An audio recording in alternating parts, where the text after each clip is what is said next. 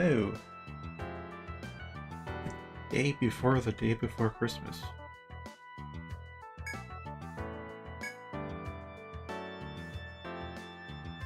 Angel wing shark. Oh, I know what we can do for this. I don't want someone to get your 10 angel wings.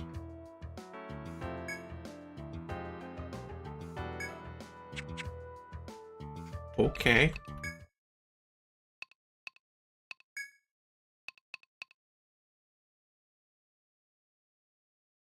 Yeah, Lost Shinjuku. We got Decim in the party. Okay, cool. Be good to go then. And we have all of our takes, so double check this. So that should have angel wings, yes. Alright, so we could go to the one on the west side of B21F.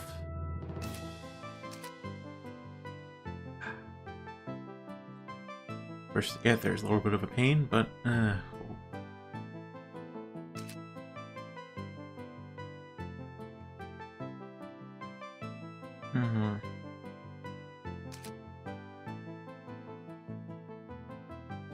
question is, do I want to dilute the whole gum string?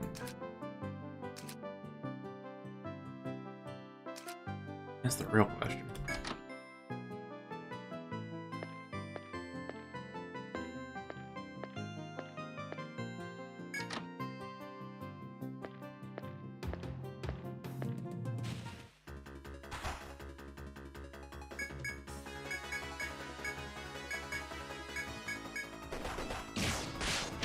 Dude.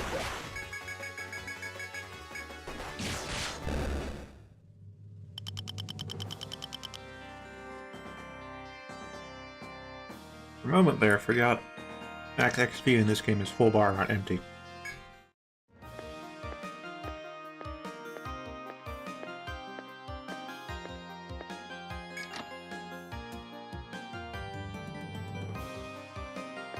Yeah, we should go for a sword raid.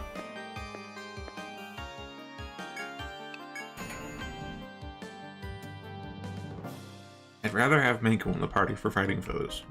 That's what I'll say.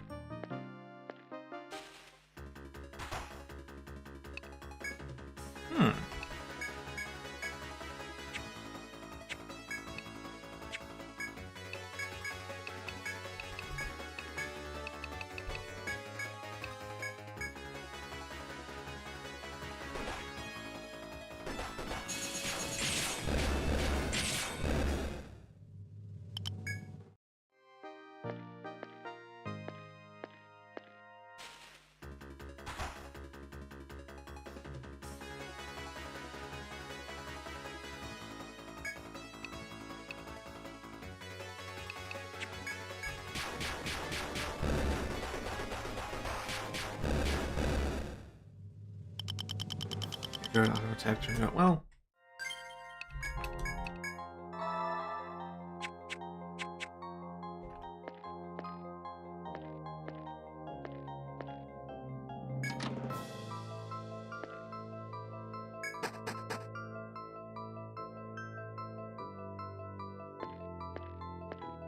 Alright, now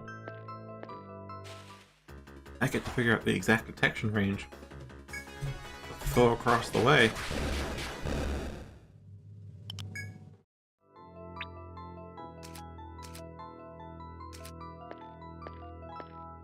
Well, we head over to Actually, that doesn't mean we have to fight it, don't we?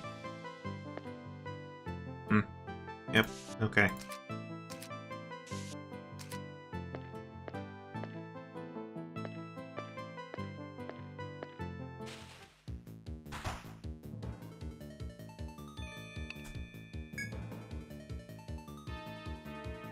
Nice, got it.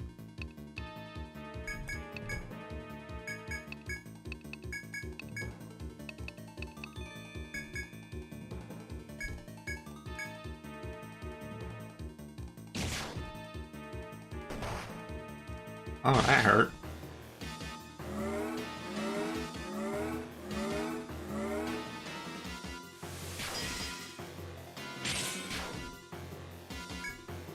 Curious how well Cleaver does compared to No, sorry. Almost dead. Of course it is. Of course it's almost dead. Always almost dead.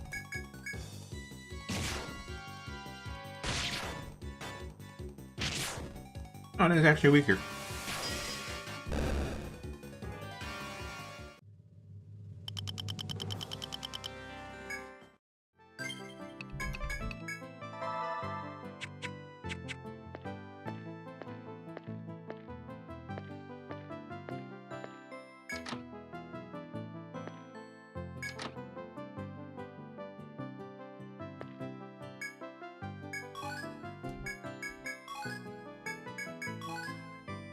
Angel Wing.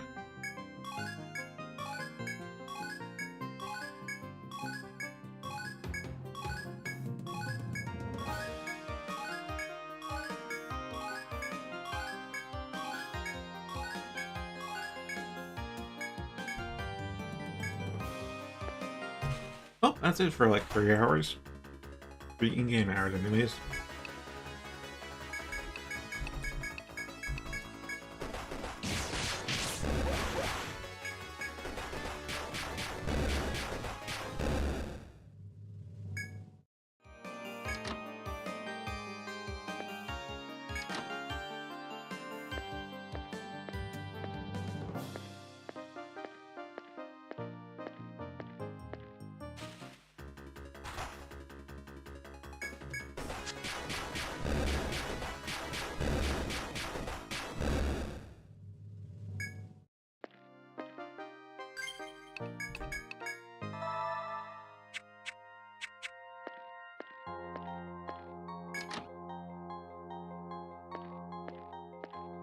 How much enjoyment do we get from that? 5, 6, 7, 8, 9. We are 1 short.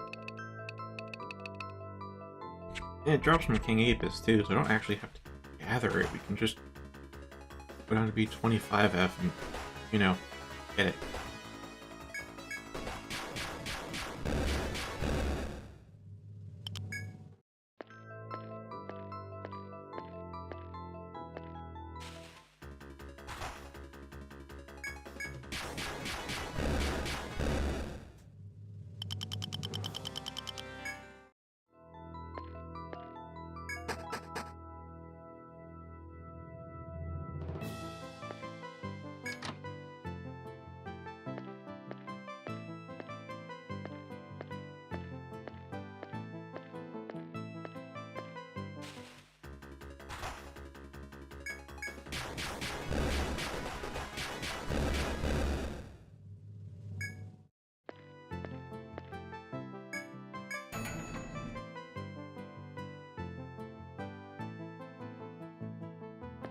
Yeah, I can't say I have too much to say right now. Other than that, I have got food. Ate most of it before stream, but not all of it.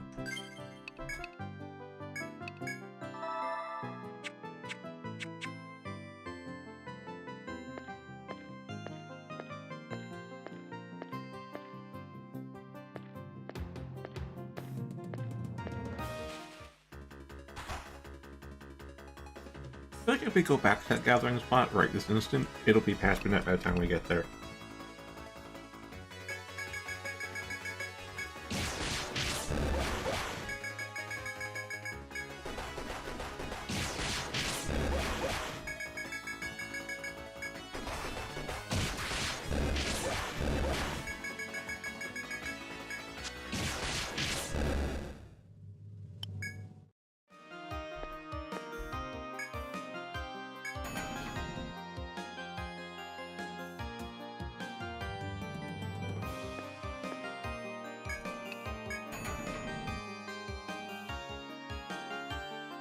It took us 2 hours to get to 25F. In the gathering spot, so it should take us 2 hours to go backwards. Midnight.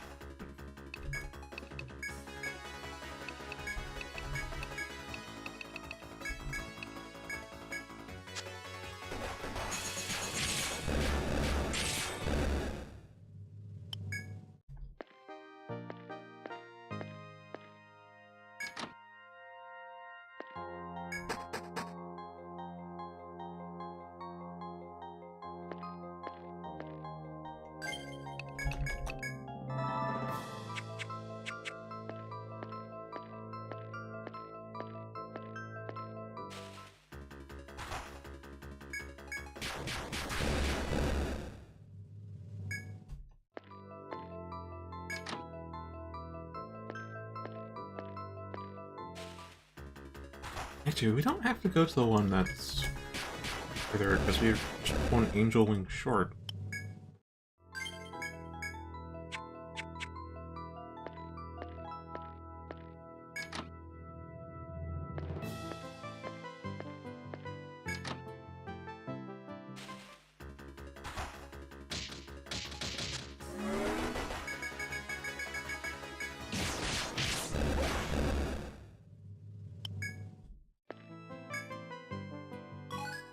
Yep, there you go. All the ninja wings. Take them string. We're gonna run out of space before I run out of takes, so let's do this.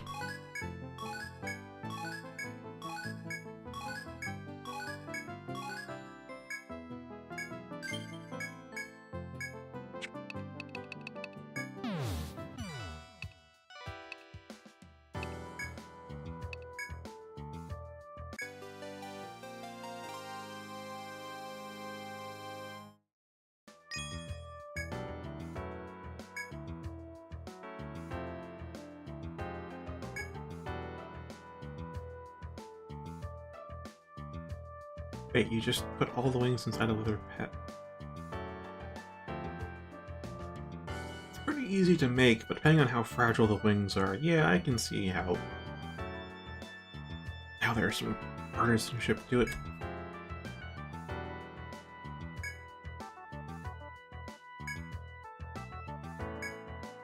And hey, this one actually pays out.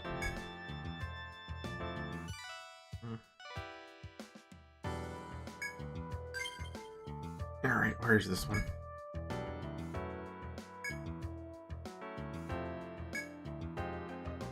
'11th floor.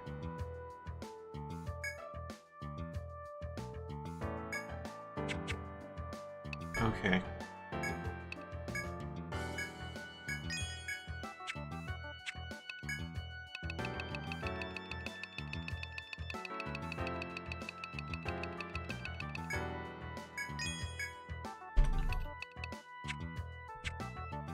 Alright, that should do.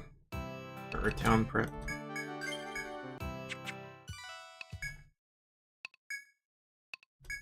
'11th floor is Azure Rainforest. Horns, USA.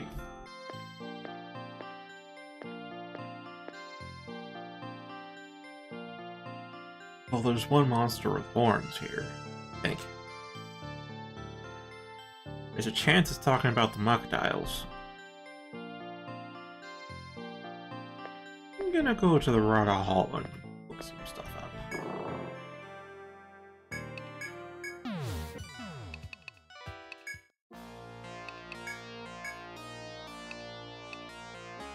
Alright.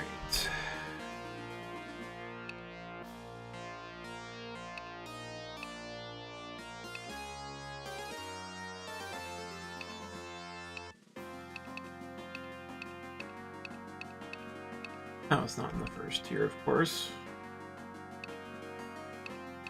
Yeah, muck dial. It's a stretch, but you could say those are horns. It more so say they're. Yeah, it's probably talking about the 100 shell. We have never gotten the muck dial drop. Hmm.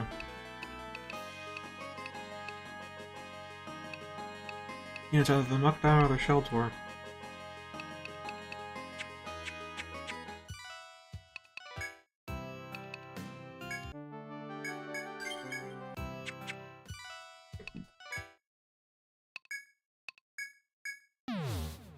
I'm gonna guess Sheltor. I don't know when this quest popped up. I'm just gonna guess Sheltor. I'm gonna guess one specific spot with a dead end and a Sheltor.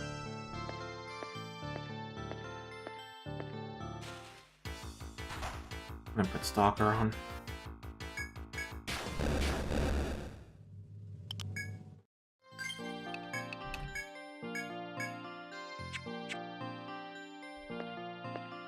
Okay, here's the counter, right? No safe stroll, but what else is safe stroll other than safe stroll? Seriously, that's just no... From level 1 onwards, it's just no encounters.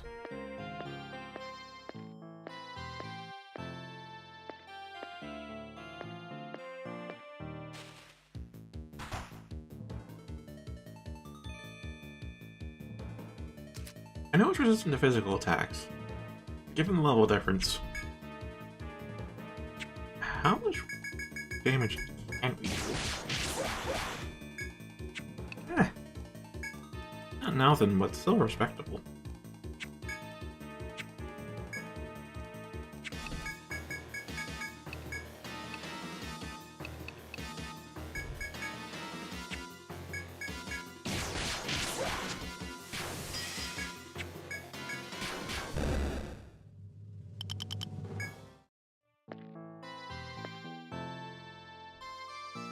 Nothing there.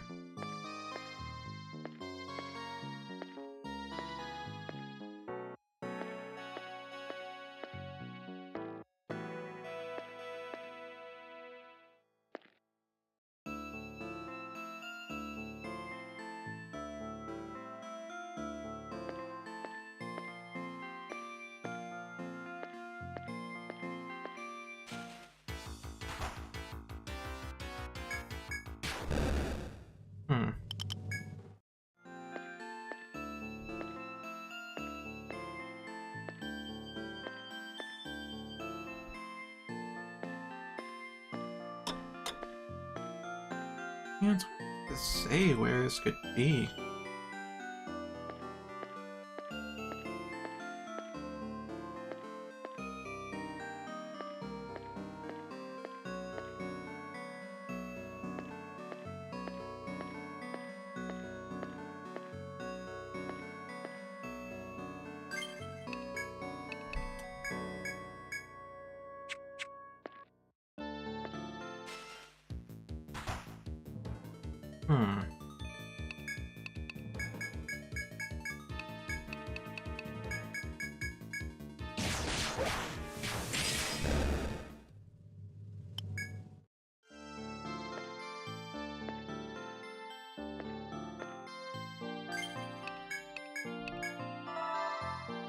Wait, could a horn monster refer to a random encounter as well? That's so vague.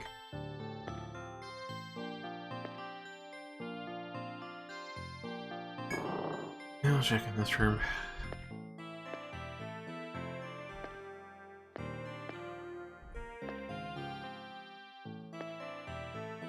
Wait, could it be that one room with the ant in it? Random ass room with the ant. If that's the case.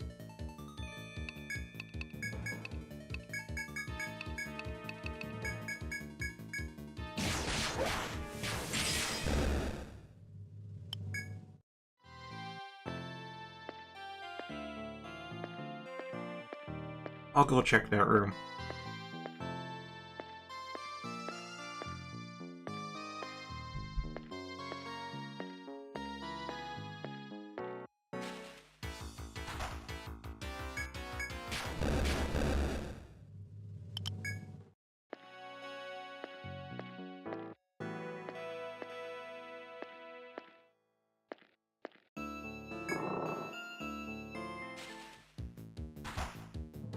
Not a horn, but still.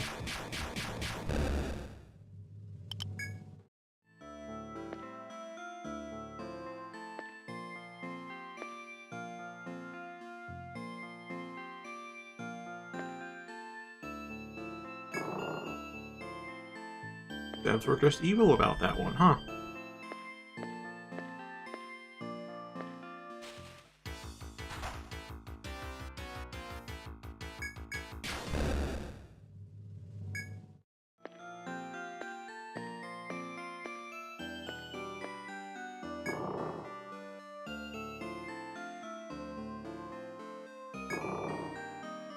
Yeah, nothing there.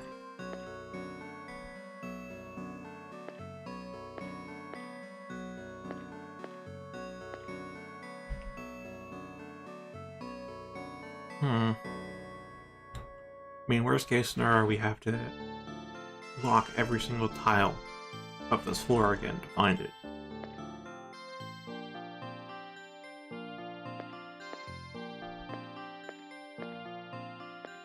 Well, that's the worst case anyways.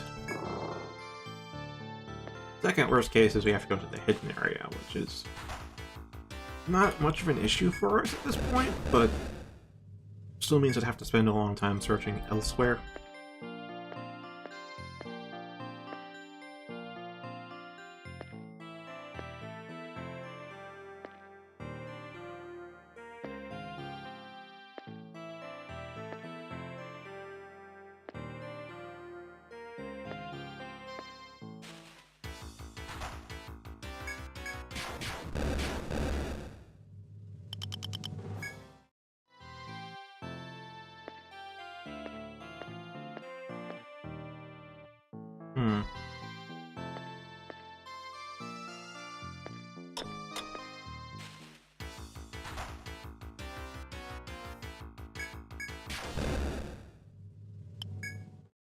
Oh, soccer ran out.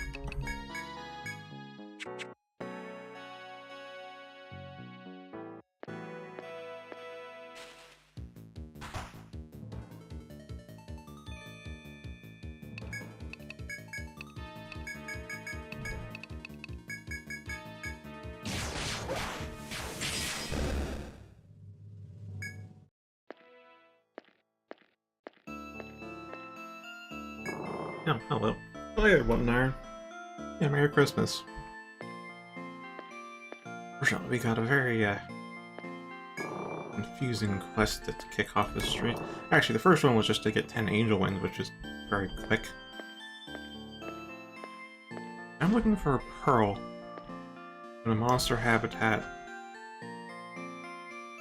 where they have horns. Somewhere here in B11F, and I don't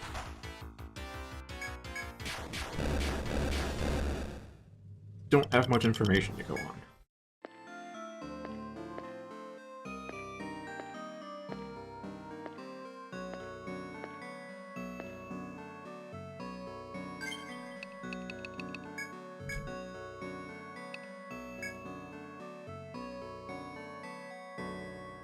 Yeah, lair of monsters with large horns and find the monster pearl. We're told it's on the 11th floor. Monster with large horns. Den somewhere. I guess it'd be here?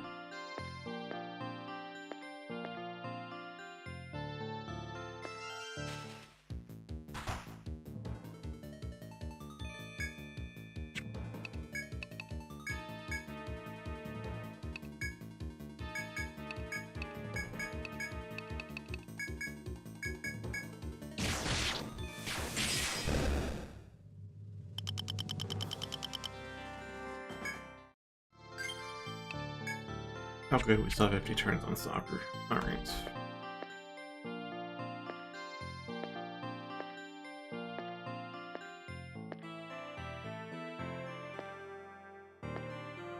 probably at a dead end, isn't it?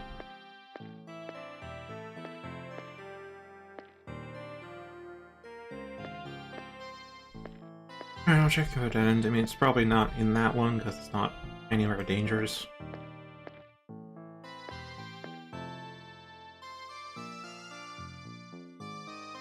Yeah, that would explain it.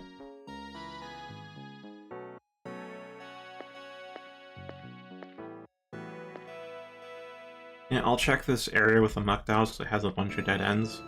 You're probably right. You probably have to drop through the hole, I'm guessing, up here.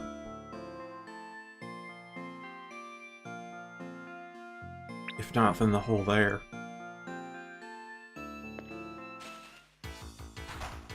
But the thing with starting this at the very end, you don't know which floor they actually first became available at, because that'll tell you what level of difficulty they expect it to be.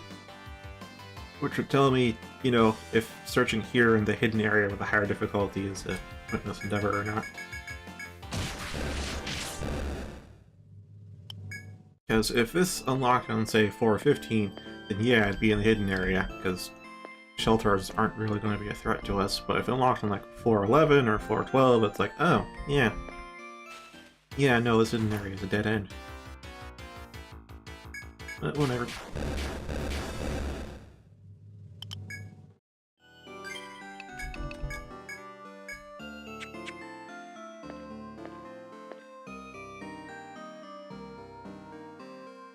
Yes, Fluff had mentioned the same thing. I'm just gonna be thorough. I've got Stalker, so things will go a little bit faster. don't get as bogged down by random encounters.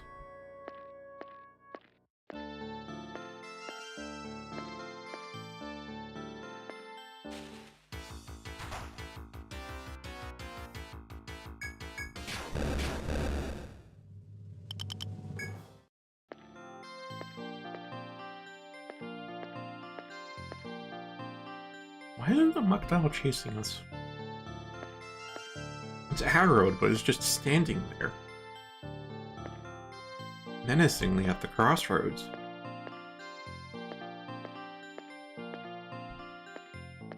that because I killed its partner?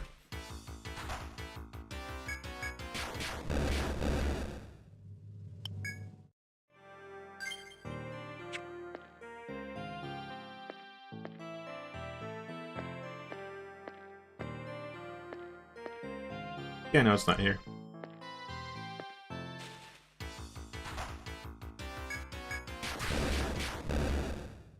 Alright, do the hole.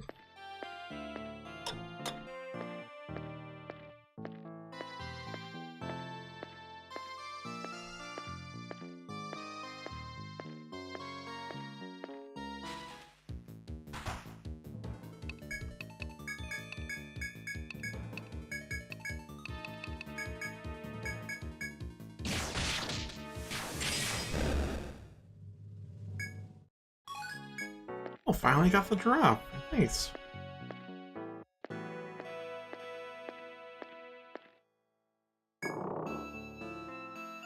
Hey there, Alyssa.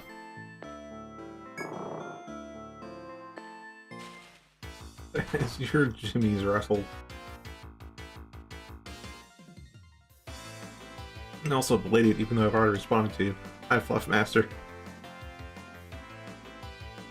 Once again, you are a very dependable member of the party.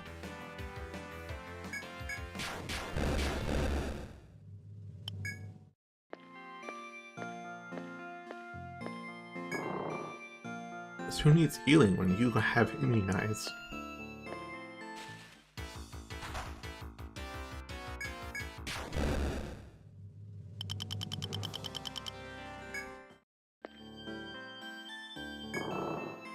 Okay, time for the what if it wasn't on the floor the quest said it was on.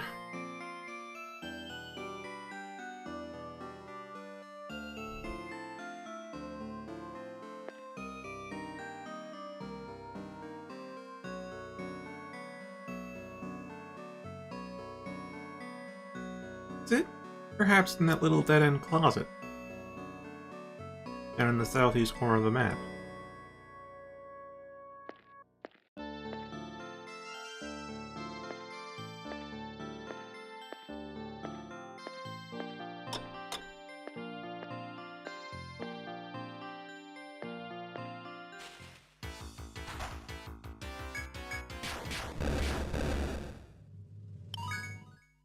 Well.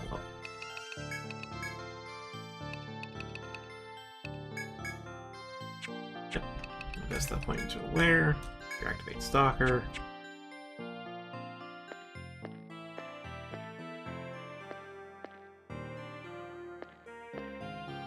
If it's not even on floor 12, then the fuck is up with this translation?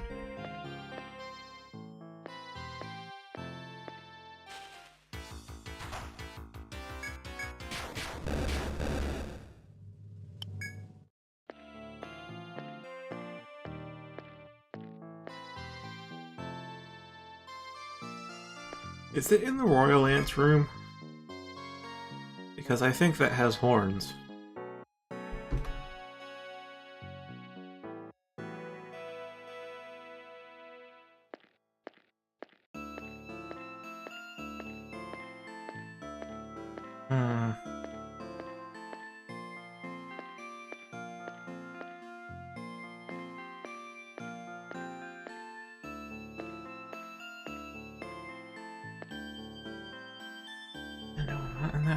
Either.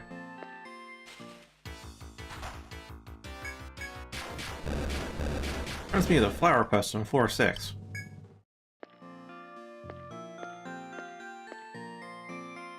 Oh, is it maybe in this room? Since I'm close by, I'll check it, because as you can tell from the Fog of War, I haven't actually checked every single nuance of this room.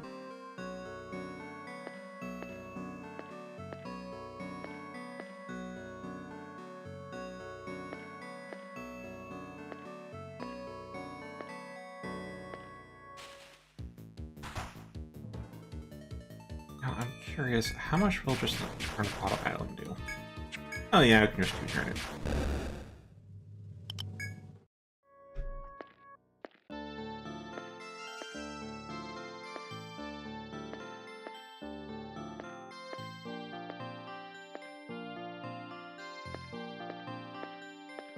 I mean, may as well check it since we have to go through a basic inspect.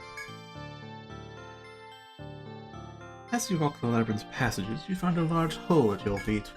It seems to have been a nest of some kind, but nothing is emerging from it now. Carefully tiptoe around the hole so as not to disturb whatever sleeps there. Oh, that's obviously for some other request. How am I gonna mark this?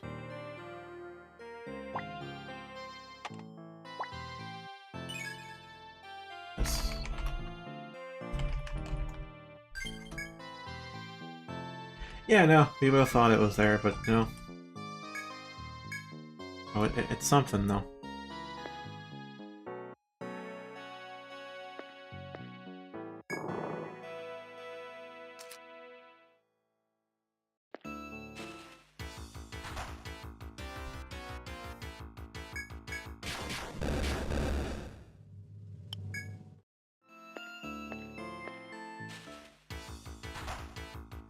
Yeah, at least for the quest where you had to find a spot to plant a flower, it just said, yeah, on the 6th floor, and it's like, okay. But we have to search in, like, the 3 hours that consist of dawn in this game, and it's like, oh no, we have, like, 60 moves at most. To search an entire floor. Except, fortunately, you can find the spot even when it's not dawn. It just, you can't plant it unless it's dawn. So that was small mercy, and now we have this one where we just have to search the wrong floor. Every single tile.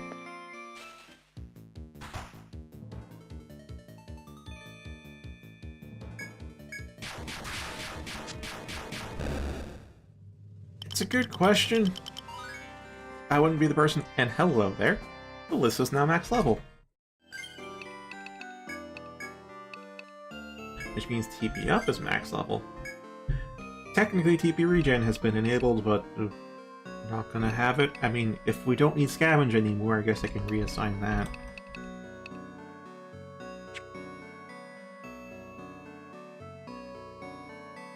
I know that's a common theme in the first 2 games. The 3rd game, they learned to hold back until the 6th stratum. That is 257 TP. That is a nice pull. How's that compared to others? Okay, Fluff got a lot. I don't think you've invested into... Yeah, you have no points in TP up. What the hell?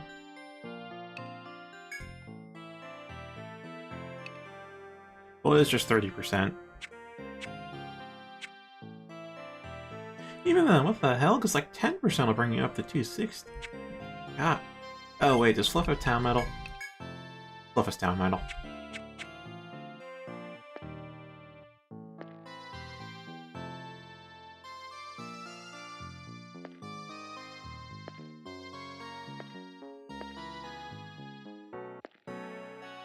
Yeah, I know that inspect was to open the door.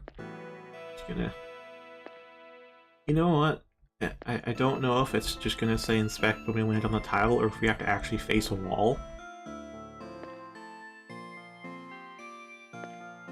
So... Hooray! Adding. Ugh. Yeah, the first game's requests are more request-like. The nature that they're like all over the place and have limited direction in most cases. Doesn't always make for great gameplay, but I will hand it to them on the immersion front.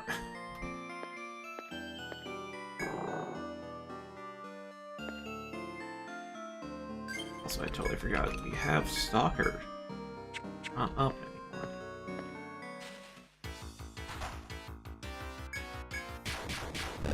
I wonder what'll happen first. We've run out of Stalker. Or rather, Destin runs out of TP. Or, we find this pearl.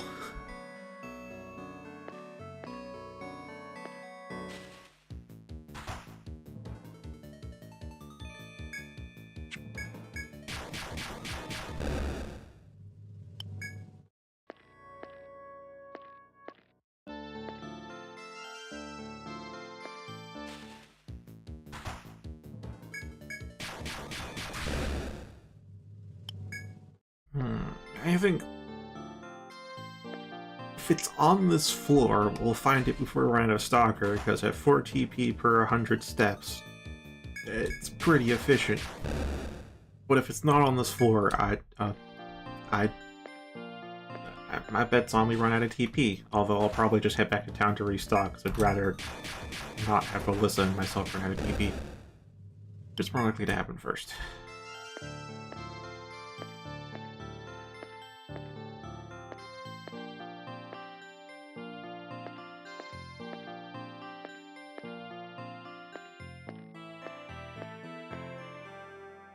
Inspect. Continue onwards. I suspect this is one way. No, it's not. It is two-way. What? Okay. There was a shortcut there we never knew about. Alright.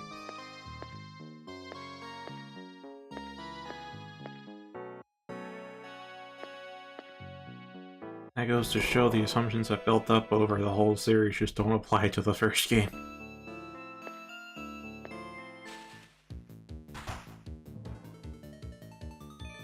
I wonder how useful that shortcut would have actually been, though.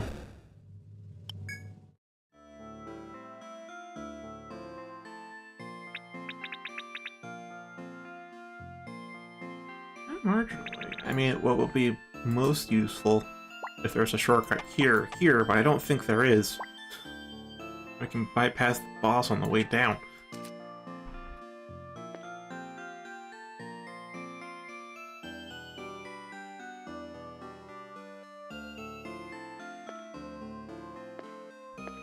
I mean, it's tangentially related because it is the situation you're in right now, and yeah. Yeah, no, you're actually there. That's including myself, I guess. It's in the style, but it's not from an anime. From Etrian Odyssey, of course.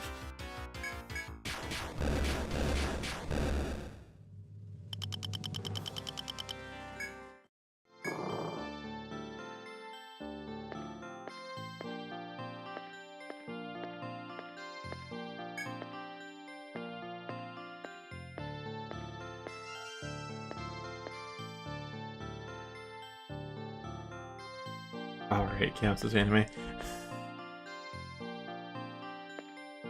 It's not from the Untold. But since you don't recognize the character, I assume you know it's an esoteric one. Alright, that leaves only one place left. Represent Axis members. I think we're missing Italy, but yeah, otherwise.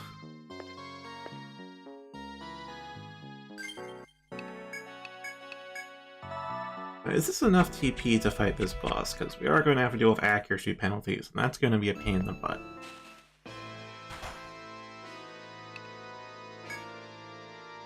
Okay, so I can just do Cleaver to save on TP. We will go for the legs to disable its evasion. I don't think we need Immunize when we're this overleveled, but I'll find out this turn.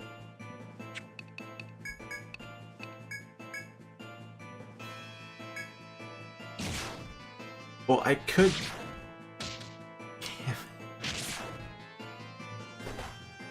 I mean, technically it could, but... Look at how much damage we do when we don't auto. We can kill this thing in 2 turns. Oh wait, Duster requires the legs too, so not only did we disable its evasion, we also disabled its ability to blind us. Tally-ho! There we go.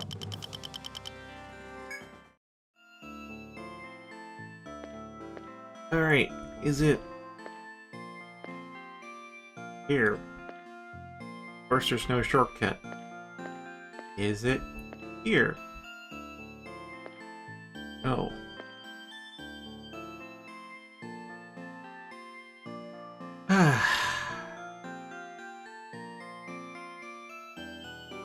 So it's not on the 12th floor.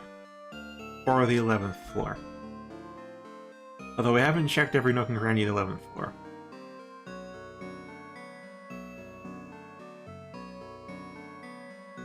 Alright, what the hell counts as a horn? So we checked over here. Checked over here. Checked here. Checked here. Checked here. That really just leaves here. And yes, I did check in this random ass room where there's just this single ant there. It's just broken ass. Yeah, what the fuck even?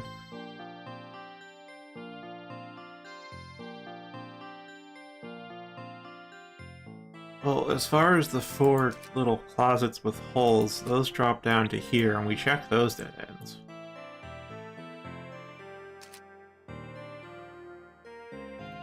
What would be the absolutely dumbest thing is that this is actually the right spot, but we have to keep the servant alive. That would be so dumb.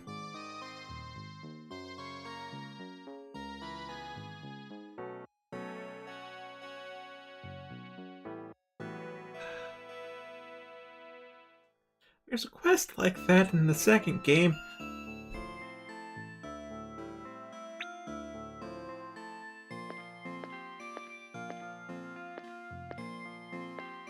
So in the second game, there's a request to map the 22nd floor.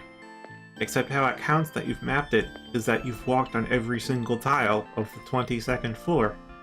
And I think I've mentioned this, but the 22nd floor is filled with conveyor panels.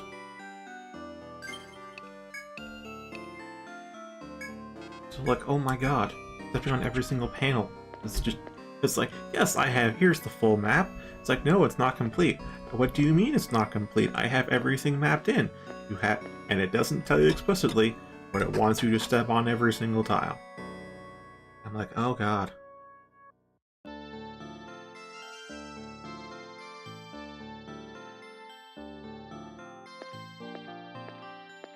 If I have to step on every single tile, I might just turn on auto mapping. I may not. Oh.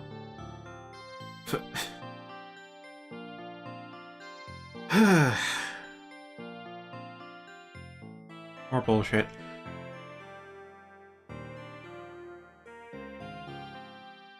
You continue through the deep blue. Looking up, you see a monster with large horns blocking the path before you. It must be the monster your client encountered when she dropped the pearl. Yeah, what the fuck is this?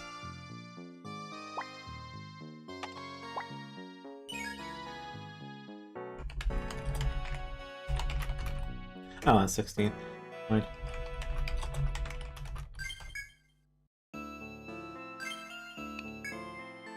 Oh, right, it's a TP that's low, not our HP. Oh! Oh, this is just the Warble. Fuck, we fought a Warble before. What the fuck? What's this doing down here? Wait, did the Warble appear? No, the 5th Stratum has a gold version. Where the fuck did we fight a Warble before?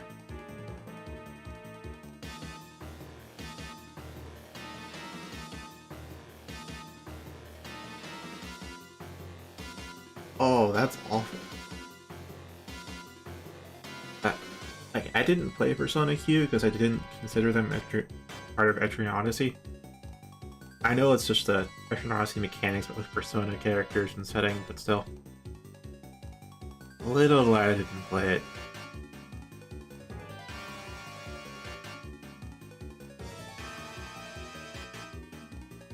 Wait, it has 140 HP. I'm reading that correctly, right? It was like the Shell Tour had 2,000.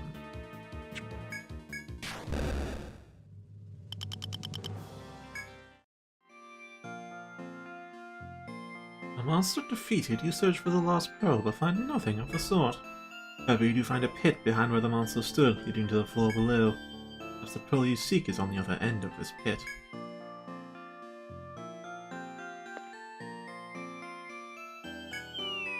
If it's in this exact fucking spot that we checked already.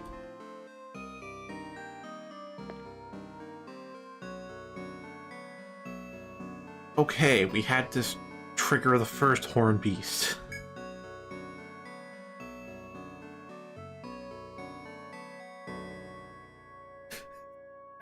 That's what they're doing down here.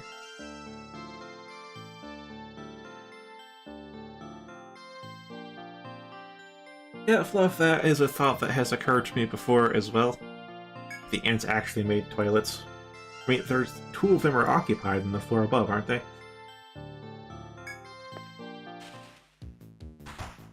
Ah, Hellbolt. This is from the 5th stratum. You can still auto-attack the fuck out of me, though. I am so close to max level. As the monster slowly staggers to the ground, a small stone falls from its mouth. Looking closely, it is a small, shining pearl. Could this be the treasure your client lost? Decide to take the pearl back to town.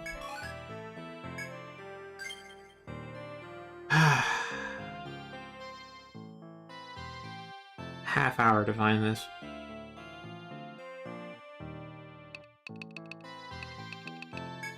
Alright, I bet this represents it. Get pearl dropped by an adventure. It's not much.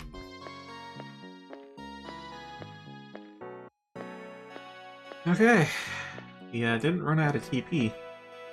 So, I guess I win the bet with myself?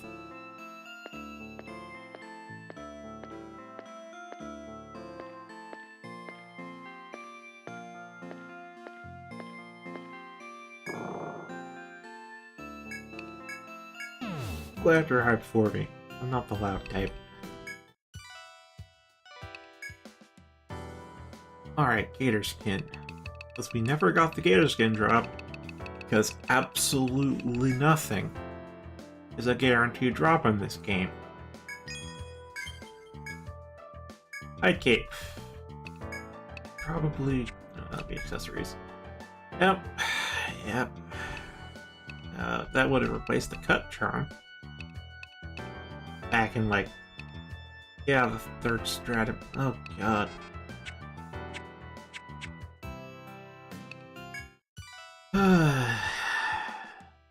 Okay.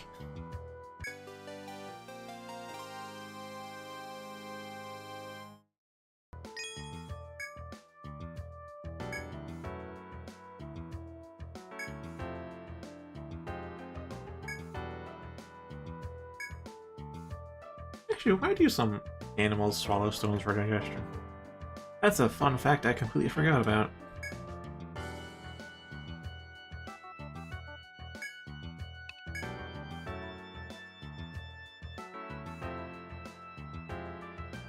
Oh, it's Jackson Restaurant. These are the guys that want to use an alchemist to cook. I mean, we'll have to buy a stove if you have a flame spell.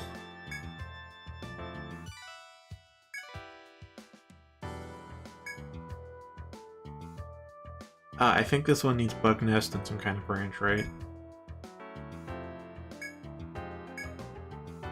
Yeah, swordfish fin, dry peach, and red peach. So swordfish fin will be in like floor 14. Dry peach is in the 4th stratum. How the hell do I find red beak again?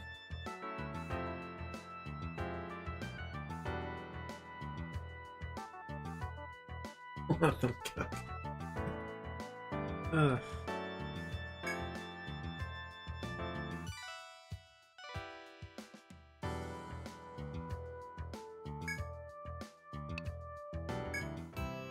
Alright, first off, we're gonna take a nap because TP.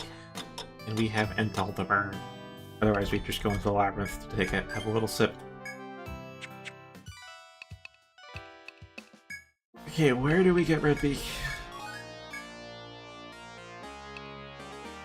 Oh, right, this doesn't tell us where things drop from. In later games, it'll actually tell you the source, like, oh yeah, you gather this, or it's dropped from this monster. No, here it's just, yeah, this is how much it costs.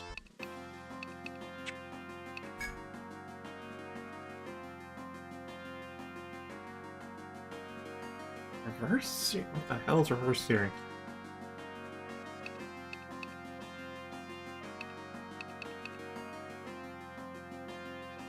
You know what, I'd probably understand reverse searing if I had a better understanding of searing itself, because that is a term I'm aware of, that's a type of cooking, but I never properly got a full grasp on what searing actually entails.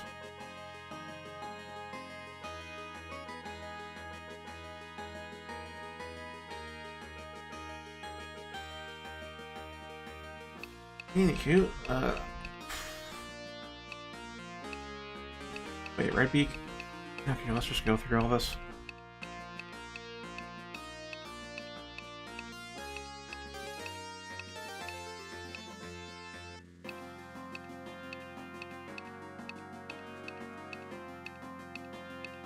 Yes, Swordfish Fin. Again, that should be in the Great Lakes of the third stratum, where I should find a sorter. As far as a Redbeak, though.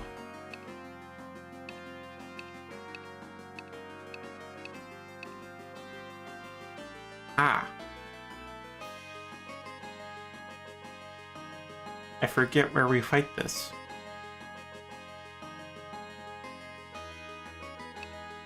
Must be 4th stratum, though. And the other entries nearby.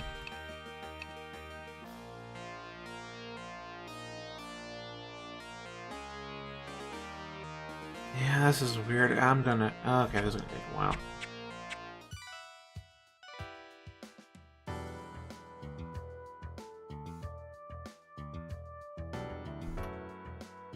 Okay, look.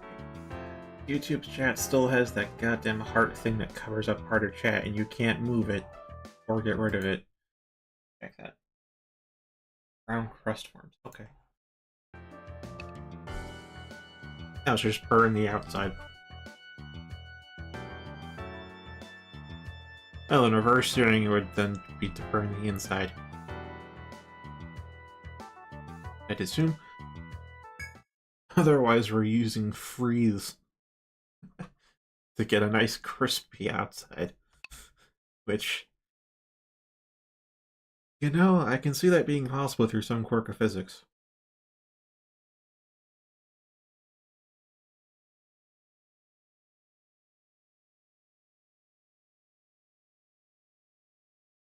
Yeah, I don't know how it even got there in the first place, other than just YouTube being bullshit. I really do wish it was gone. So it covers up, like, the last half word or full word in, like, your lines of text, so it's just like, oh yeah, I see the first half, I'm going to guess what the second word is, second half of the word is. And hopefully I'm right.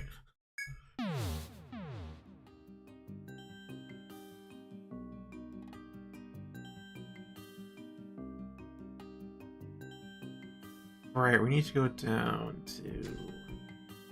honestly, fairly deep to get Dry Peach.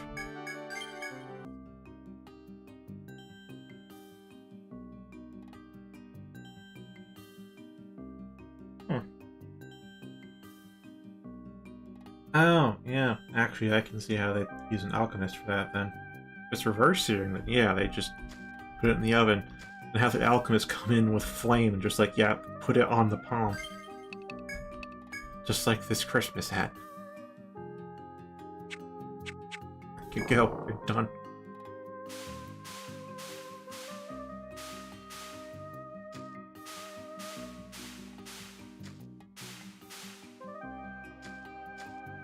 Yeah, that makes sense now. It's nowhere is that actually explained in the quest, so who knows what the actual writers of it were thinking, but yeah, that makes logical sense now. Why he wants to cook with an alchemist.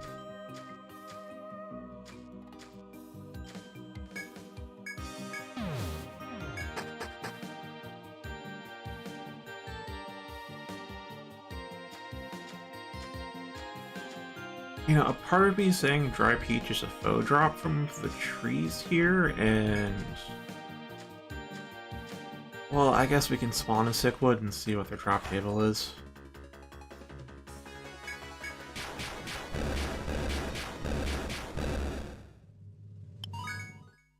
Hey, max level! Alright, that's 3 people level 70.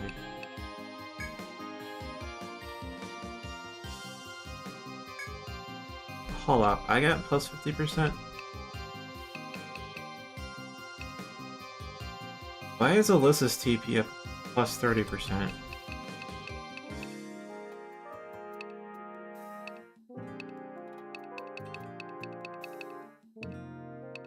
Why is mine plus 50%?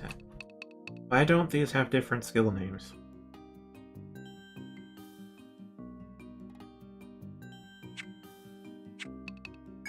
First game jank. I didn't have this, I'd have 103 TP right now. Oh man, that's like 10 chasers. I can use an extra, well, 5 chasers now. That's good.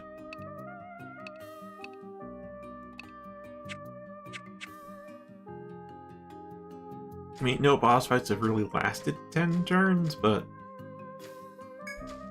yeah, that would mean we can't go longer than 10 turns without using a Amrita or Hameo. As for some reason, a Hameo pours as much TP as a Amrita 2. And Hameo Prime's just a full restore. And if there is an Amrita 3, we ain't got access to it. And again, I'm thinking of maybe redoing T-Dragon's skills points, because I got Climax thinking, yeah, he's just to finish off some resilient enemies, but the trigger threshold is when their HP is red, which is 25%. And even then, it's only a high chance of instant kill, not a guaranteed. And given our damage output, as you've noticed, we tend to do 50% of their HP per turn, so we never really hit the climax threshold.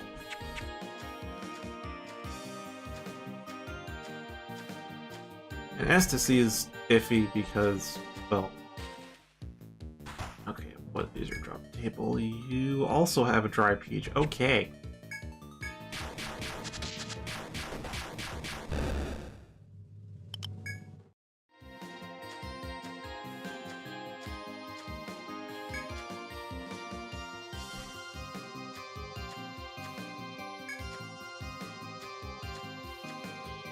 Actually, is dry peach something we can gather? I think it is.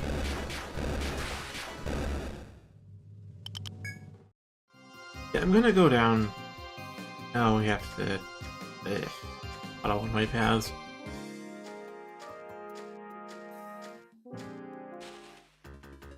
May as well get the tree on the way. If we're lucky, we'll get a dry peach right there and then.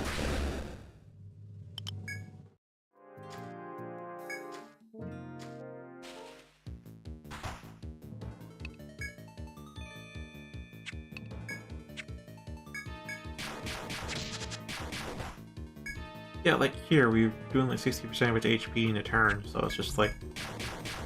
kind of skip climax.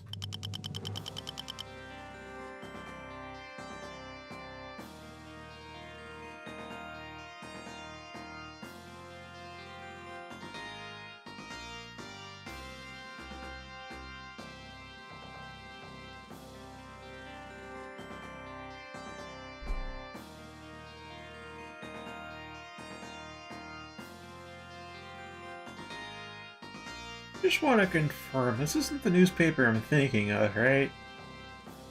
You know, the actual paper? With articles and stuff printed on it in ink?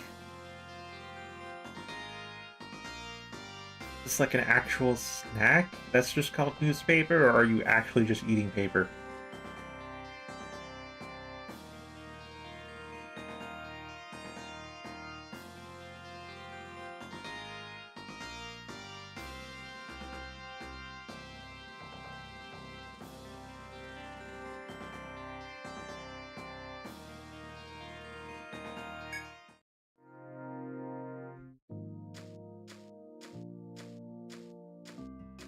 You know, I'm a little dumbfounded at that, but not gonna wholeheartedly refute it, because there are people who eat grasshoppers and locusts, and like, sure, we wouldn't eat insects, but like, that's just our culture. Just how it's their culture. I think it's in India where they eat insects. Yeah, live insects. Just like, yep, bite off the head or the upper half or whatever. Even eat them whole. So, like, I can't see myself eating newspaper, but I don't know, man. I don't have information to say it's entirely bad for you. Oh, you are Indian. Okay, then your food culture is very different from mine.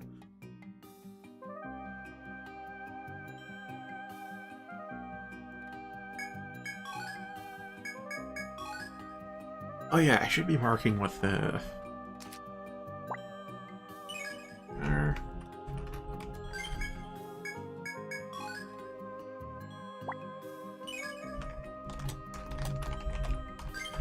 We have to mine for dry peaches. I'd facepalm, but I wouldn't be surprised. The game has those moments.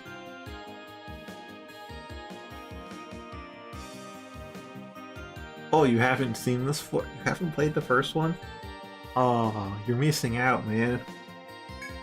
This game has some avant-garde map design.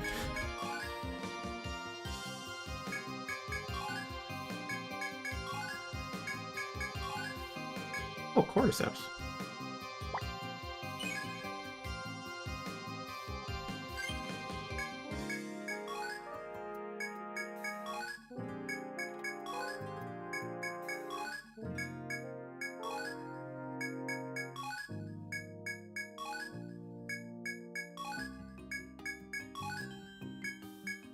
And I think we're getting dry peach from here. Yep, there's limit for today. Okay, let's go to the take point.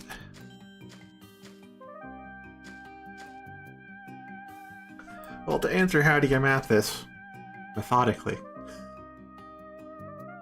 that is the adjective I would use. Step 1. Because I noticed in the second stratum that the different gathering points have slightly different drop tables. So I decided, initially, like, I just mark out which one's different and remember what the shared tables are, except it's not actually consistent or uniform.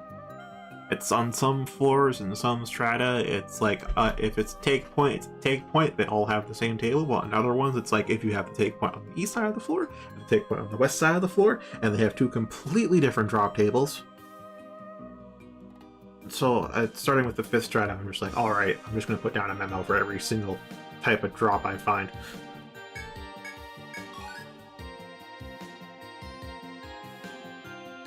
Yeah, here's a dry peach, and we can gather it.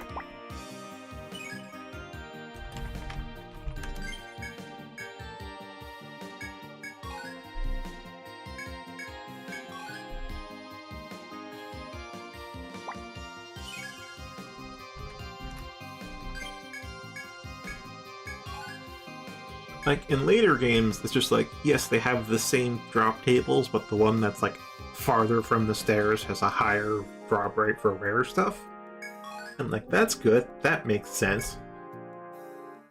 First game doesn't have a whole lot of logic to it.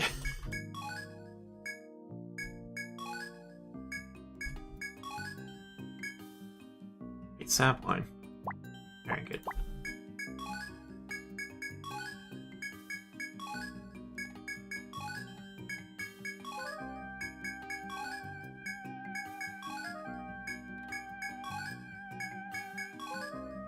We're gonna run out of inventory space, aren't we? Yep.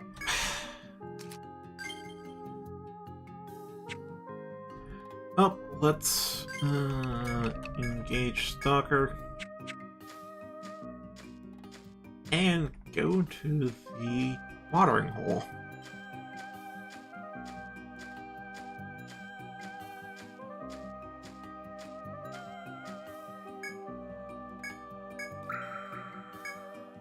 Go. And now I will spend the 100 Ental to go back.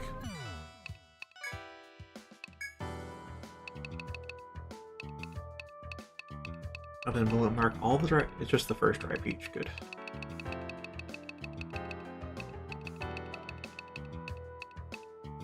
Yeah, this is why I don't carry that many medical supplies on us. Because, you can get a lot of loot. I also want to carry some essentials, though, in case we need them. But we never really need them, do we?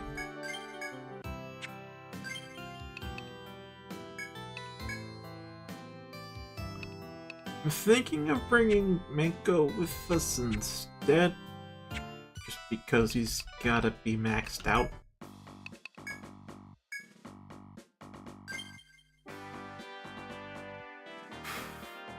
$66. Yeah, he's got a while to go.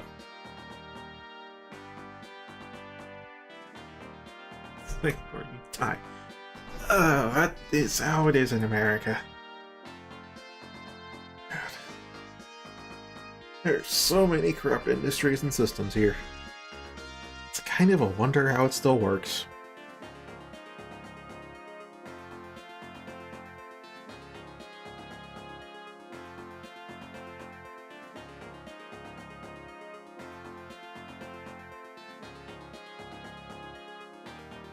So that's his boat. Yeah, he is a hat dealer.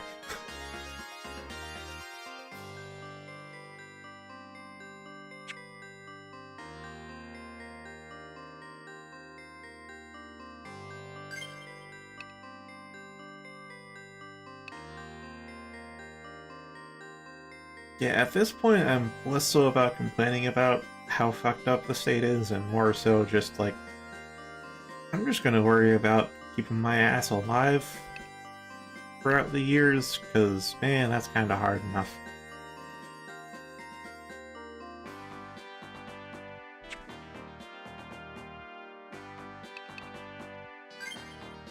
I don't necessarily need to gather, do we? Well, I do want Decim to actually, you know, gain more skill points, level up. At the same time, we don't really need Decim to. So let's... Oh, there we go.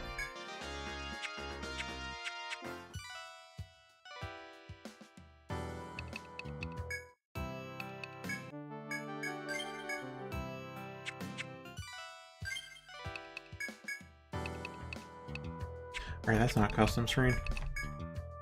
Alright, good. As expected, no skill points left to spend. Gotta double check that.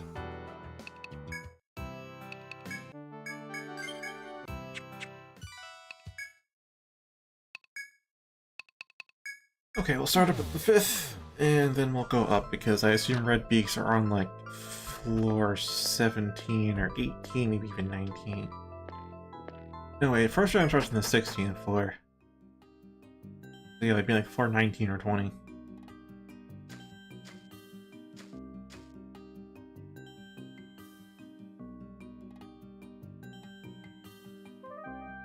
Is it just me, or has not everything respawned?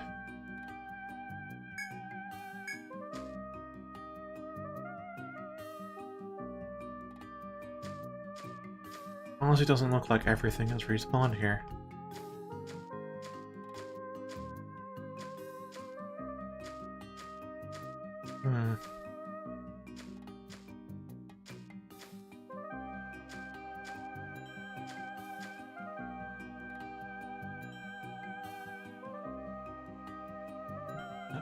I don't quite get the jab, but alright.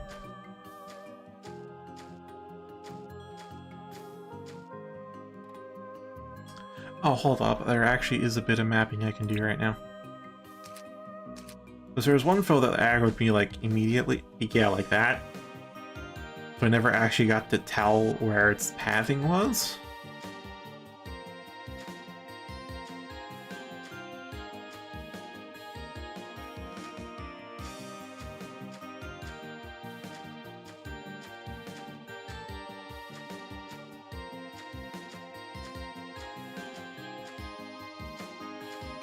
Alright.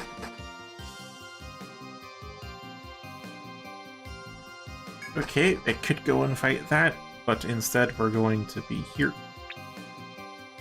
And we are going to go way over here. Out of the way.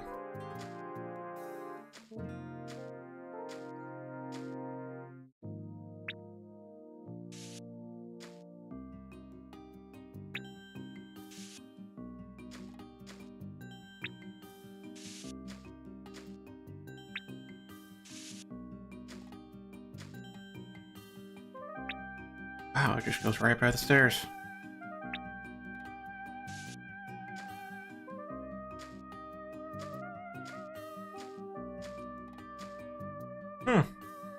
So that's the path it takes. Okay.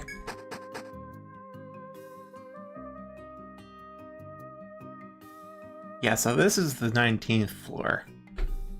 And this is where I really had to decide how I'm gonna map everything.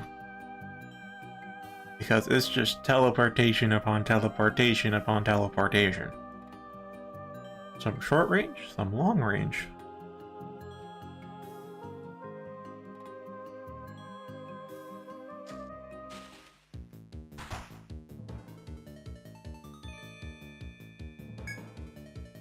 If I remember correctly, the way to get the conditional drop is to full bind it, but we're gonna kill it before that happens. I'll give it a go.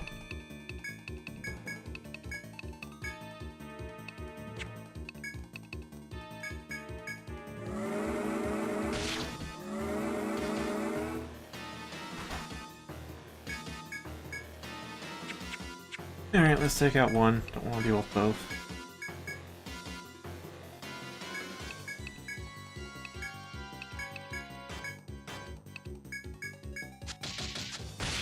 Oh, fantastic. Yeah, this scare's alright.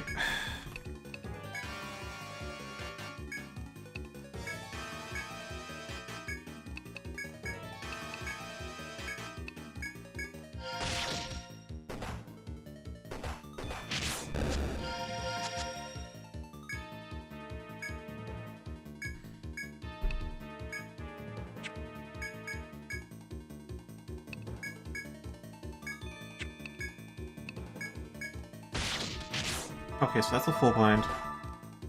Will it persist? Yes, it does persist into this turn. So now we can do Ecstasy and Caduceus, and I mean, this is completely overkill, but I want to be sure it dies this turn.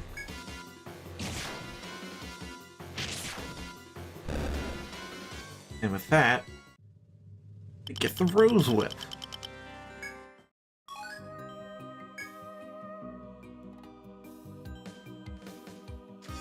Alright, now where the hell's a red beak gonna pop up?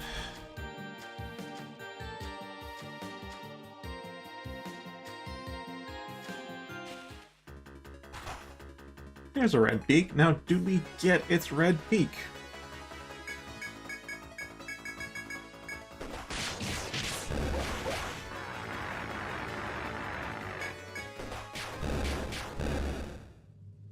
Nope, just Sandwig. Alright, now are there other places? Yes, there are other places with foes.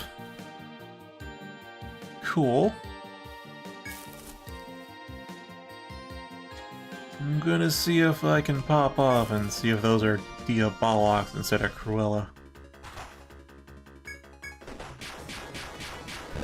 If they are Cruella, then they have the same conditional. Full bind them. If it's Cruella, we're just gonna, well, call them.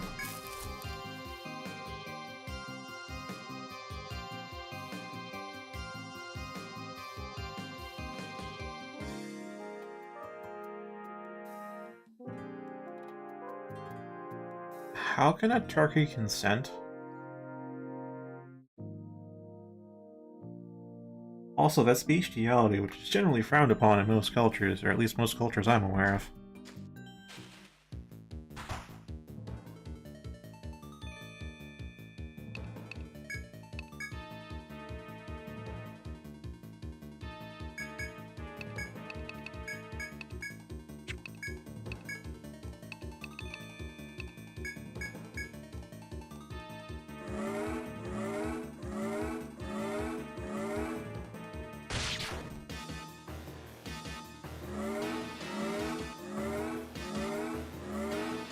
Okay.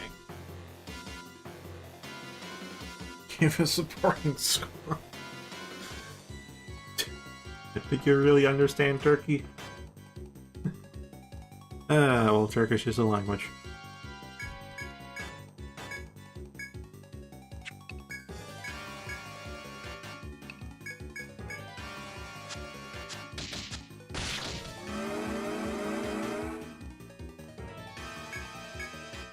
Okay, now next is shackles. Refresh. And... good. Cuffs. As the last 2 returns.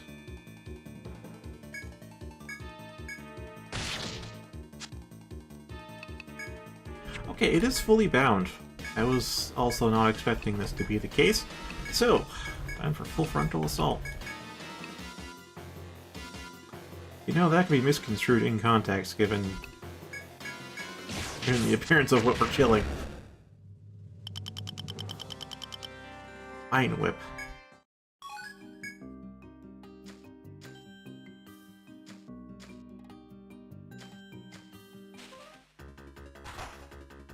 Ah, shit, pixies.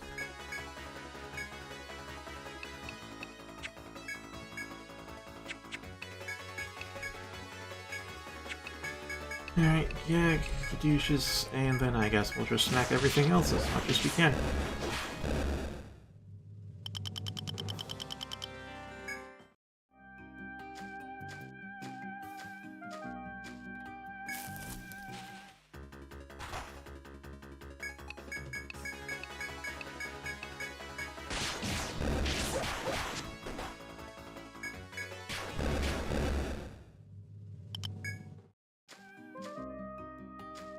Alright, and what are you? And you are a Diabolox. Now, I think the top tier items actually do have limited stock in this game, like everything else.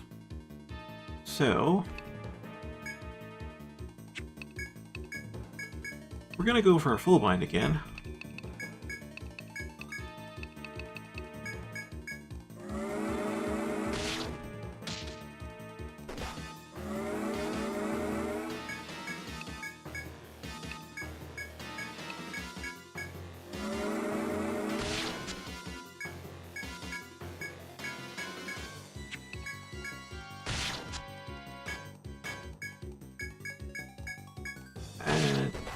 It's not looking too great in the full blind. Yep, headbind wore off. Alright, back to gag.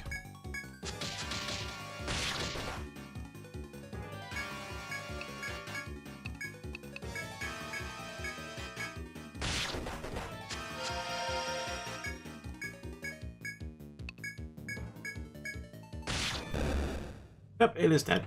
Okay. Now, if you really want to min-max for this stuff, you'd find the weakest whip you can. Equip that on your Dark Hunter, and then just keep going, dealing 1 damage while trying to bind. But I'm not going that far, since we already got what we're looking for.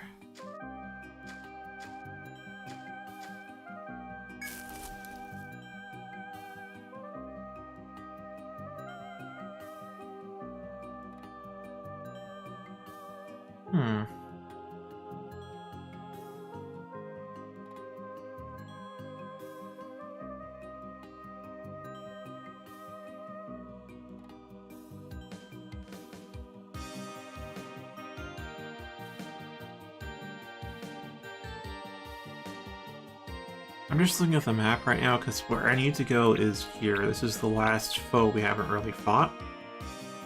Because we fought these 2 down here, we fought that one, we just fought that one. We need to get here. So to go here, we need to start from the eastern tip down to this corridor, which follows up to here.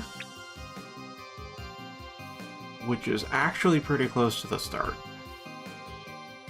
Because this teleporter here goes all the way back to here, which is the very first corridor you enter. Which means my path is relatively clear. Oh hey, a red beak. Oh hey, a red beak. All we need is a sorter fish, and...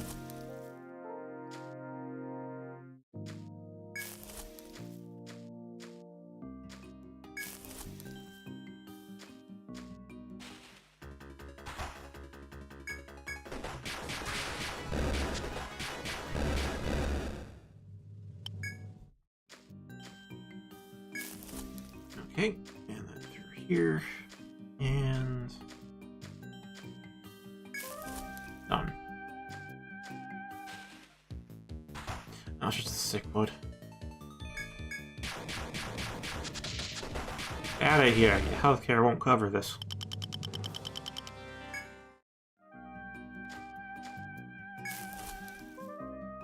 Okay, now how are we going? I know how we're gonna go back to start.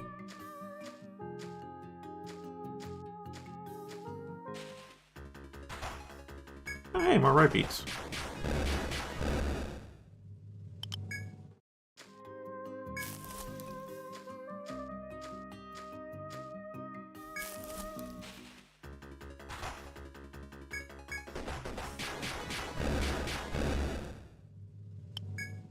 The monster is called Redbeak, and it drops a red beak, but it doesn't have a red beak. It's gray.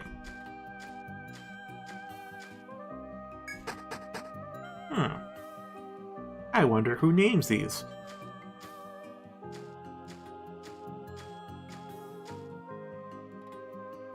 Yep, that thing is pissed at us. Alright, let's go.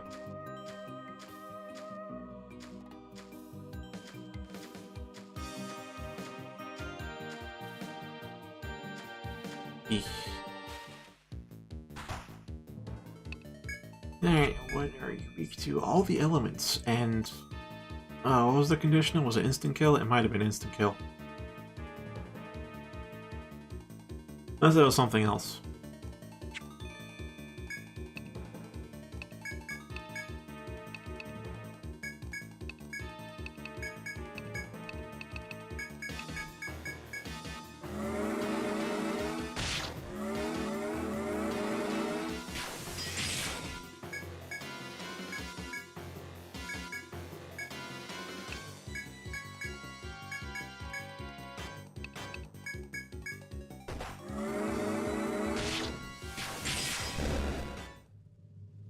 Oh, wait, is it just a drop rate? Don't tell me it's just a drop rate.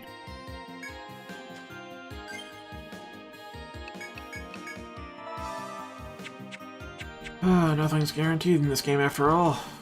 Oh. Meh. Oh, Diabolox.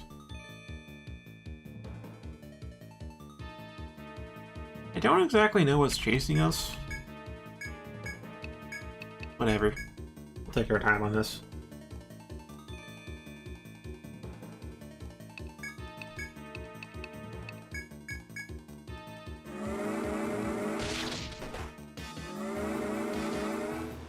Alright. There's the headbind.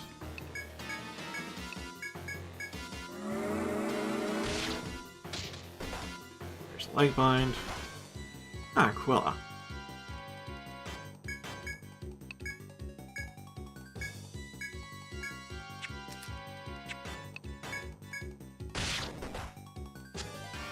Got no arm binds there, unfortunately. Alright, let's...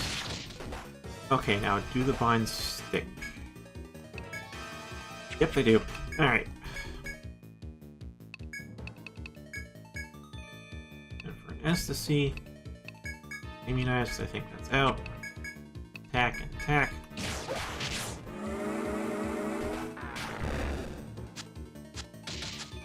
Makes a debuff sound.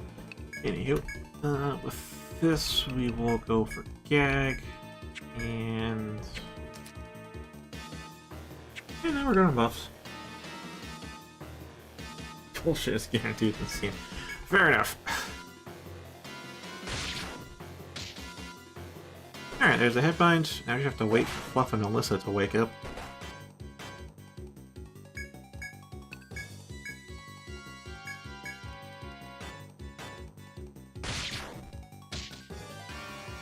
Okay, that's 2 binds out of 3.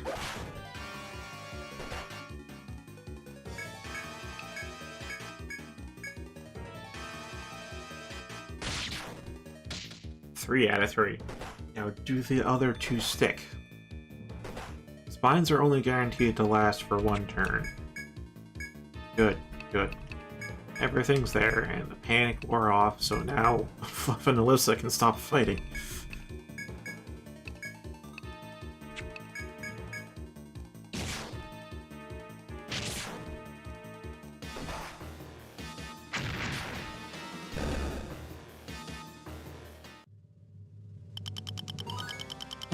Line rip and a rose whip.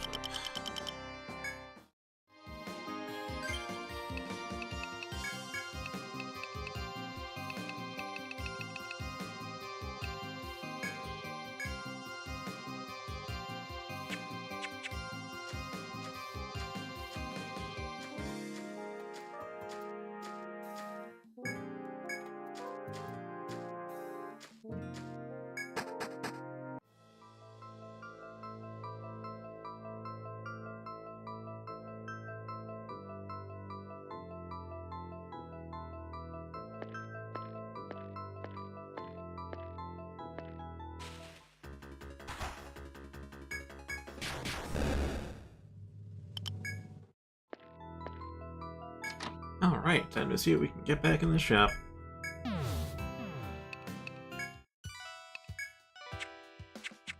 Actually, I am going to say because that was a fair bit of rare drops. Okay. Yep, so we got 2 rose whips, 2 line whips, and evil scale.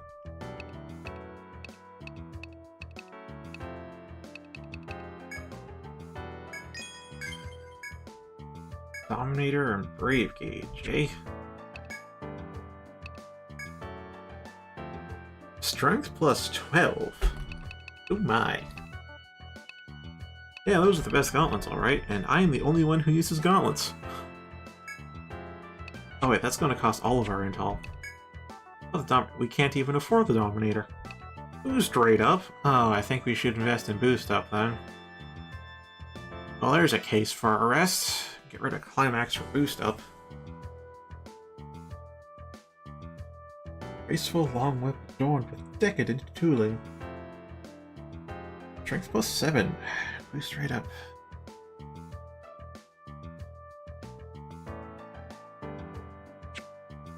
We'll save up for that. For now, though, we will get the Brave Gauge because we can afford it.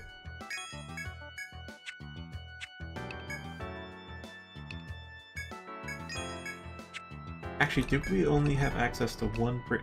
Yeah, it's sold out. It is sold out. They said the max tier 1s, they have limited stock. Also, hold up, we only unlocked one whip. Do we actually have to get both to unlock it?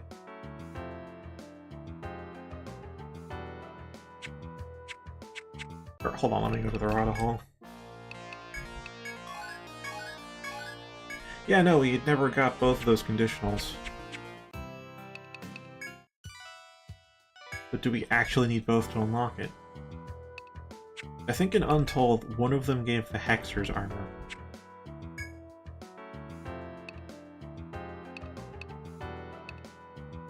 Yeah, the Hex Mantle.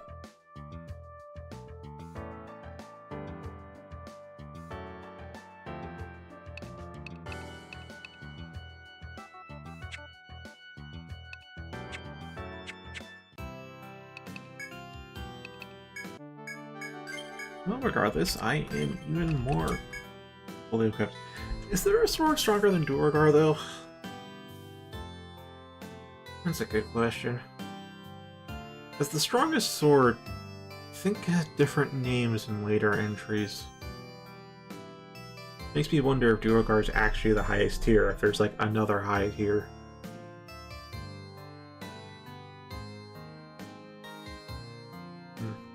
Oh, Demon Mail and Brave Gauge are definitely the highest, though.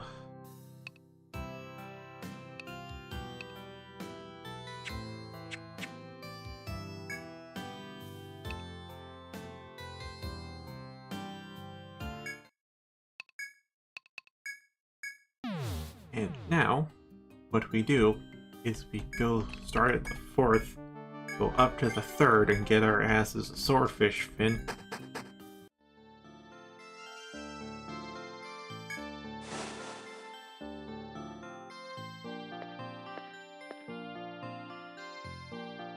Oh, there's actually a wall there. Cool. That's 3 ahead.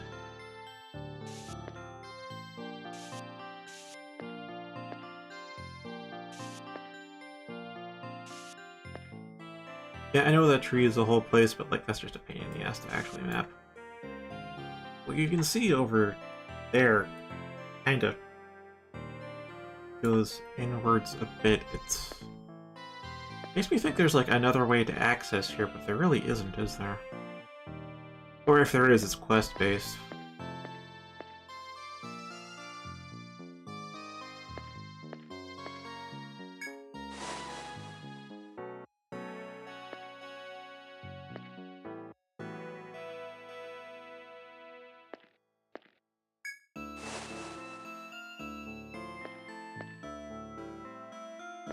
Oh, I forget how yeah, Koro Triangle's conditional, but oh well. Do we have to kill it with ice damage? Do we have to kill it with its head bound? Do we have to kill it in one turn? Do we just have to use Formaldehyde, also known as kill it with curse damage?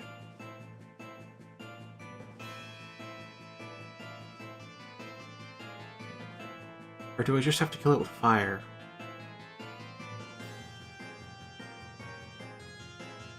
Hmm.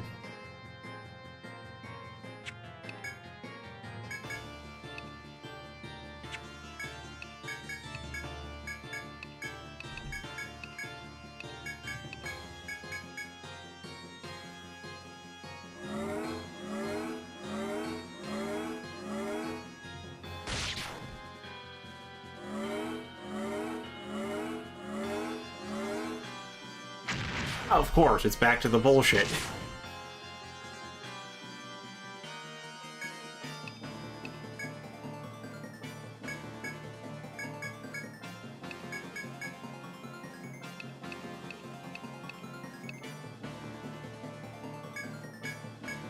This is why I got Scavenge, because in any game where they have Scavenge, none of the drops are guaranteed, even the conditional drops, because it's bullshit.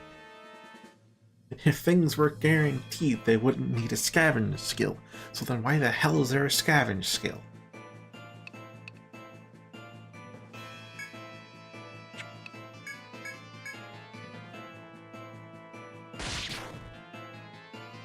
Anyway, I'll switch over to Volt. For damage trap, it resists that, but it's immune to ice, so... yeah, still doing decent damage.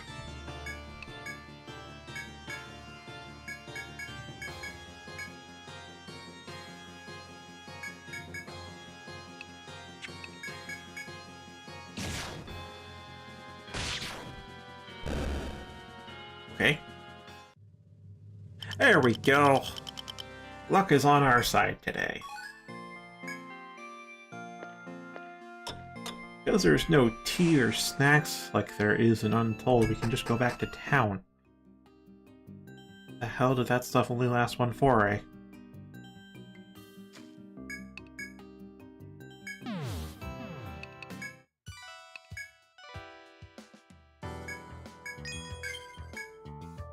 Arc draw. Wait a minute. Wasn't Fail not the highest, though? Oh shit, it's not.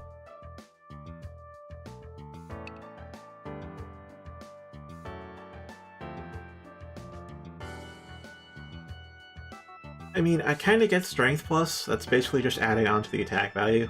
Basically has an attack value of 232 instead of 220. So the Strength plus 12, but like... attack plus 8, why is that there? It's just Troubadour and Survivalist. As for item usage, do pots use tech? I don't really throw items.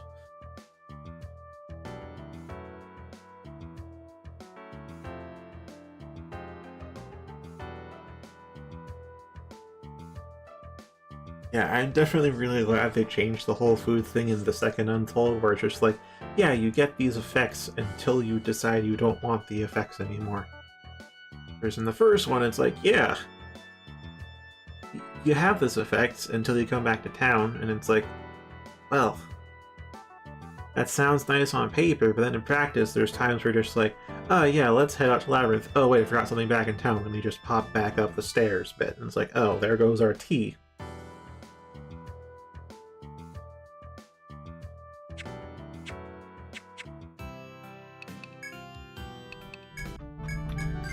I know for Fenrir, it's kill it in one turn, or at least one of the bosses. It's either the first or the second Stratum boss that's always kill in one turn.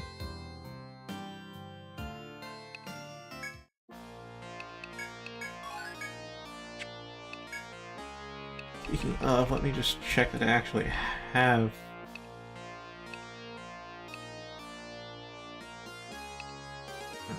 Fenrir... Yeah, I got a huge Fang and Whitehide. Don't have Carrying Odyssey drop or Royal Lance. How do we get Royal Lance? Was this one full blind too? Might have been full blind. Or blinded. I don't really have access to blind though outside of maybe items. It depends if they even have the item for it in the first game. Wario Penelope.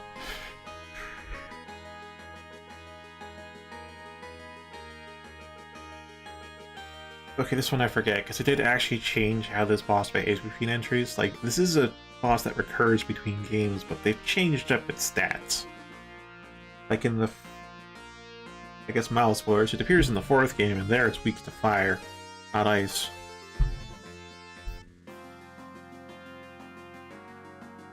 And I think the conditional drop there was to use a leg bind. Or was it head bind?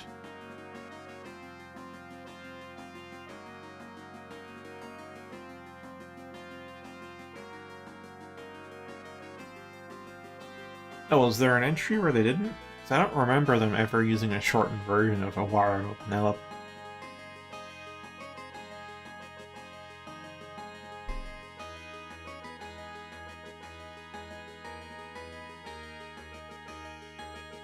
Yeah, I do not remember how to get the conditional drop from this guy.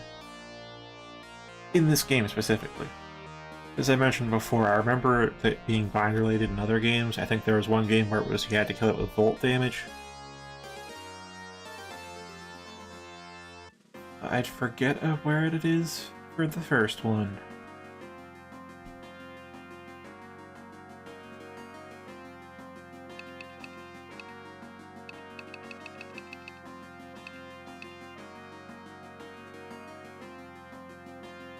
In another game, it was Armbind for Carrying. And I might try that. Unless it's one turn kill.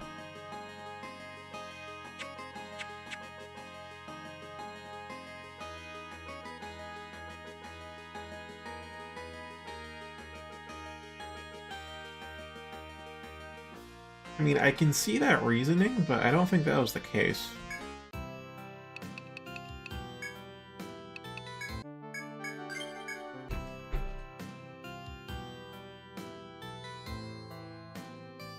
Oh, really?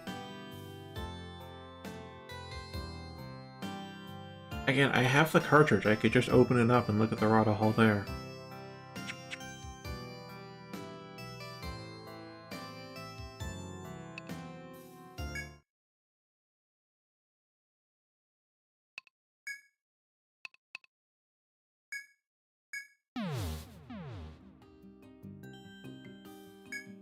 Actually, let me just go fight Carrying.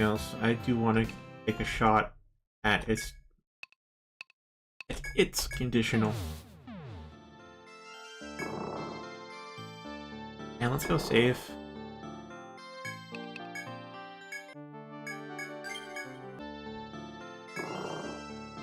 Like, I really just don't want to use the quick save feature they've got in the HDs, because it's honestly the same as Stair Warp in my eyes.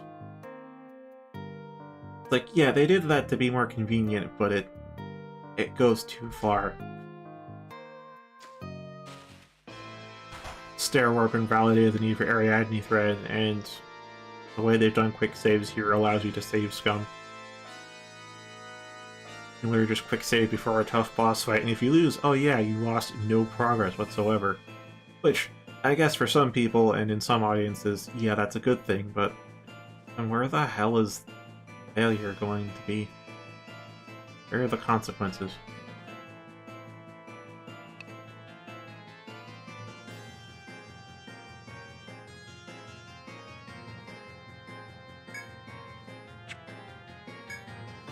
Right, so conditional. Again, I can think of a few. Could be one turn kill. Could be kill a vault. Yeah, a picnic thing makes sense.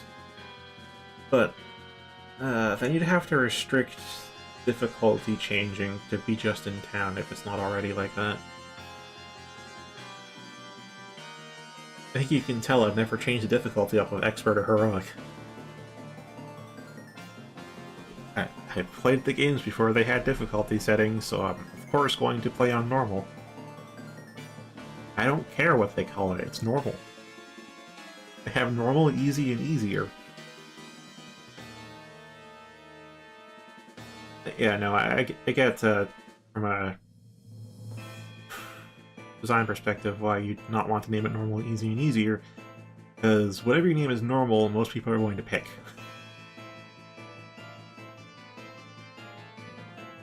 It's just funny. That'll screw up some heroic runs for sure. If they bring heroic back anyways. Right, so conditional drop. It's either kill it with volt damage, kill it with fire damage, kill it in one turn, kill it with armbind, or kill it with some other... I'm gonna go with armbind and then try to finish off with volt damage to cover 2 possible conditions. And because we saved before, I'm fine with that. If I make a hard save, I'm fine with save scumming that, but I'm not using quick save to save scum.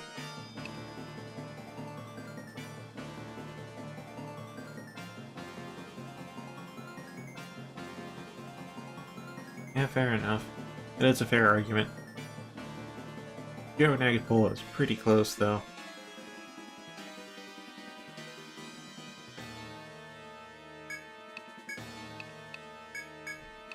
Alright, immunize just to make sure it can do jack and shit to us.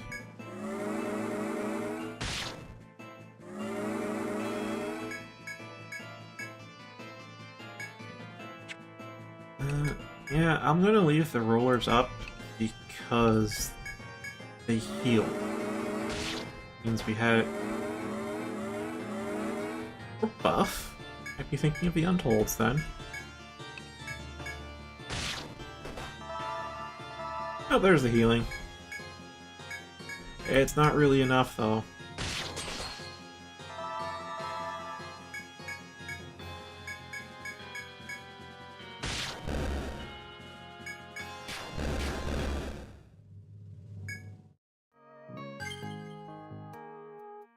It's actually 5%? That's generally the case. That is a very legit reason to save scum in my eyes. Holy shit. And in the second game, they had also another time waster in the form of retirement. That's right, the level cap might be 70 here in the first game, but they increased it to 99 in the second. But it's not the usual way. No, the usual way you increase level cap started in the third game. In the second game, how you increase level cap is by retiring. And can you guess how much you increase your level by if you retire? 1. If you grind your character to level 70, retire them down to level 30, they will have a new level cap of 71. And if you get them back up to 71, and retire them again back down to 30, they'll now have a level cap of 72. Yeah, no. That is a no for me.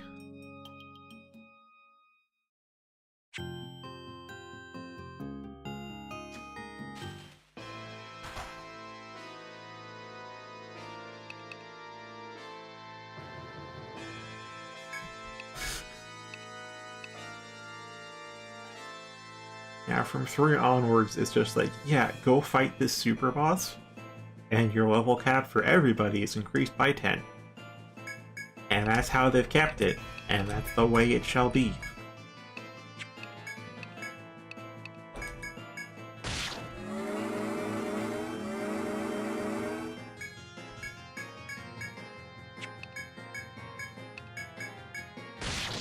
There's an armbind.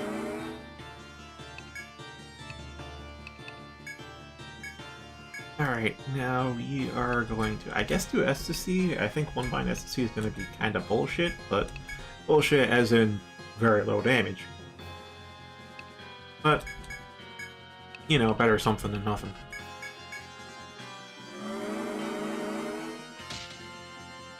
Oh, that's an instant kill.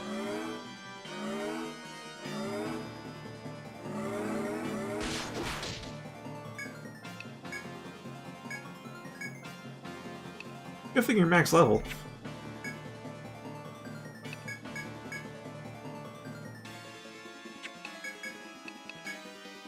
Did not restock on Nectar.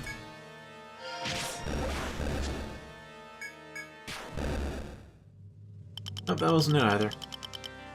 Unless it was it and we just got shit on the roll. So it's not Armbind.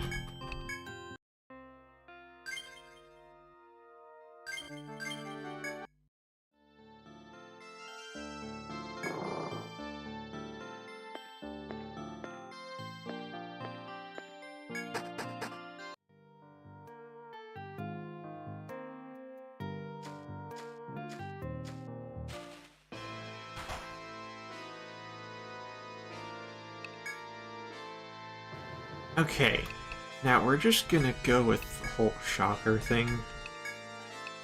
So, Thunder.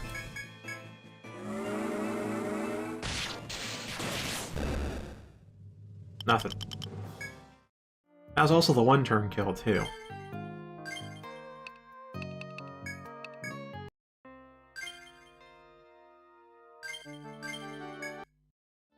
Maybe it's the kill with fire?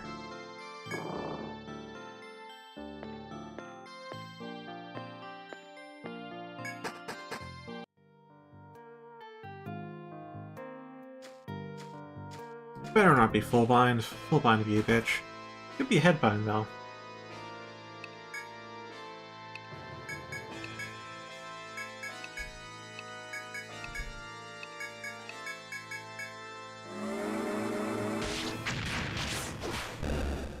That was a Confucius kill. You overdid it, Fluff. Gotta hold back.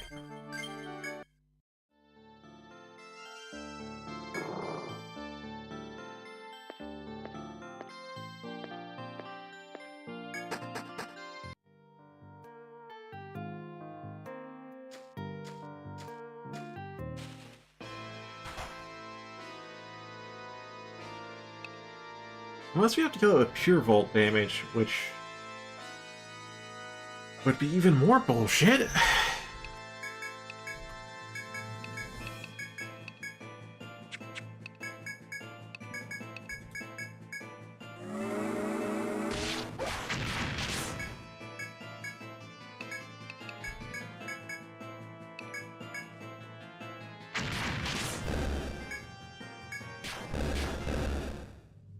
That's how. Fire damage.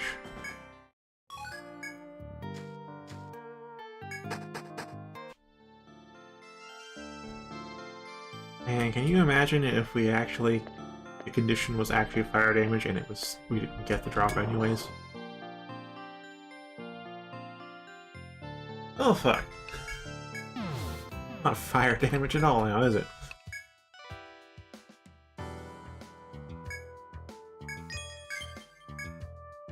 These aren't conditional drops, they're just rare drops.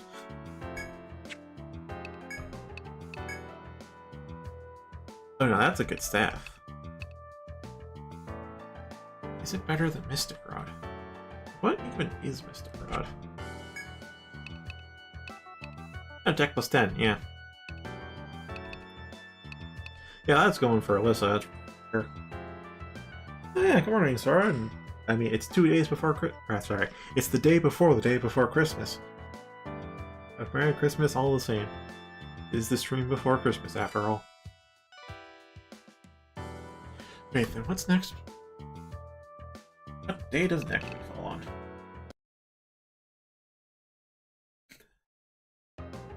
The next stream is the day before New Year's.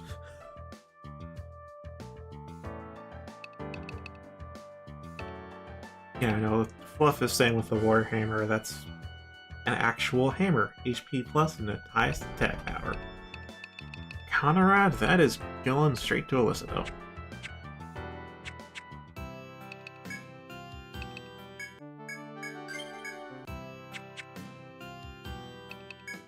Now then... Any other bot? I mean, besides Royal Ant, we just killed Royal Ant. We can't refight Royal Ant. So... Fenrir, yeah, Huge Fang and White Hider, just chance drops, which is bullshit. Royal Mane, apparently it's just 10% drop rate. Royal Ants, I hope it's conditional, but given the track record of this game, it's probably just 10%.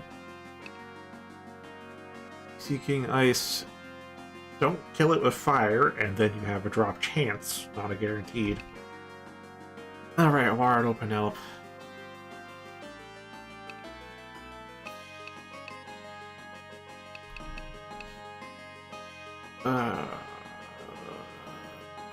I don't remember. Alright, I don't remember what this was.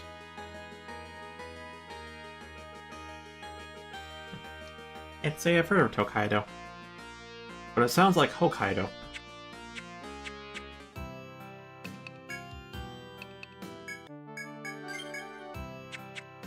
Anyway, time to go see if we can get the conditional drop off of a Warudo Panella.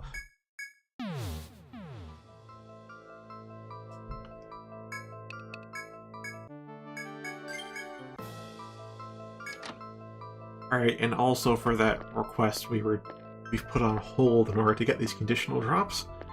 We need to get the swordfish fin.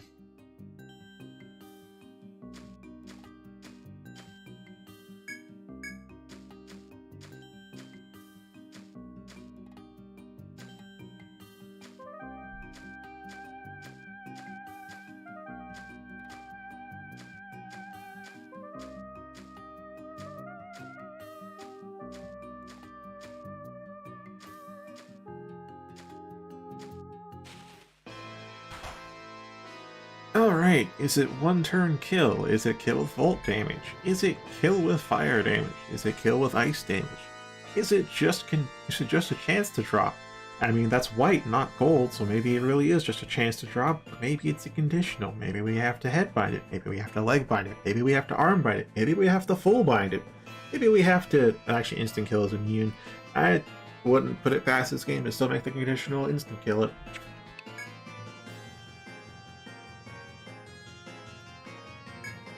Alright, we are going to go with Ice to weaken it, and we are going to try to smash its legs. We're going to break its kneecaps.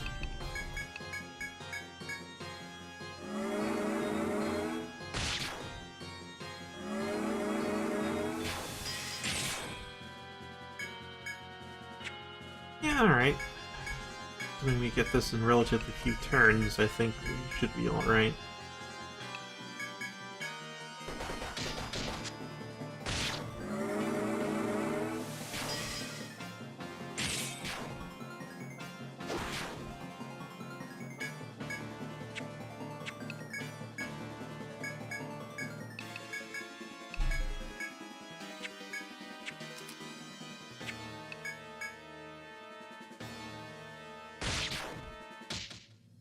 Alright, there's leg bind.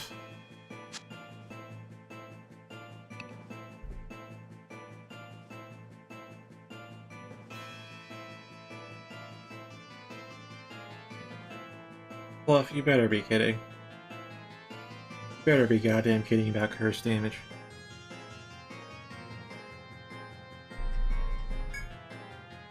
Not only do we not have someone who can inflict curse, it's also a complete and utter bullshit every single time it comes up.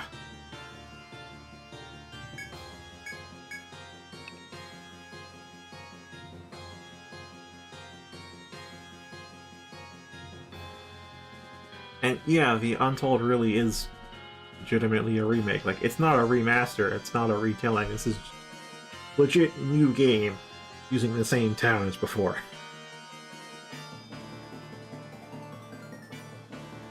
Yeah, they kept some of the iconic floors, like,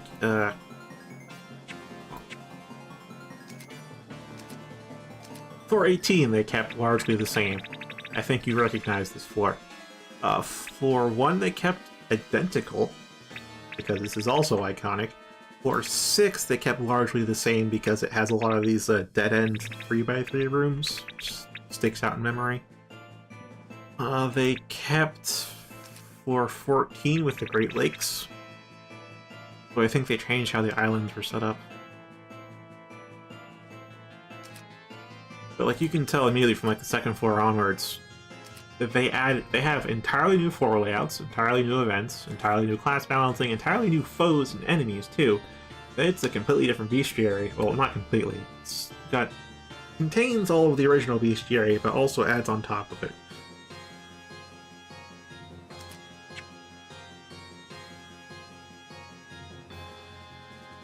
Yeah, they were aiming to keep the same.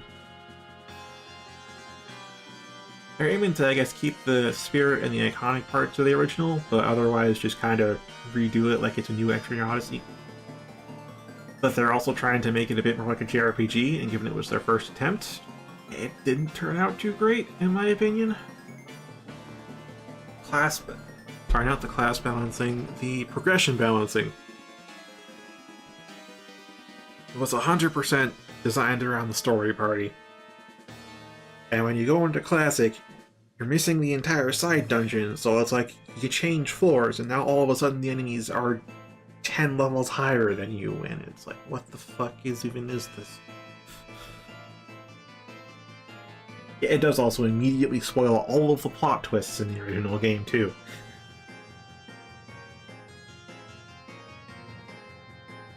Yeah, if you ever play Untold, skip the intro cinematic every single time. It's just a plot summary.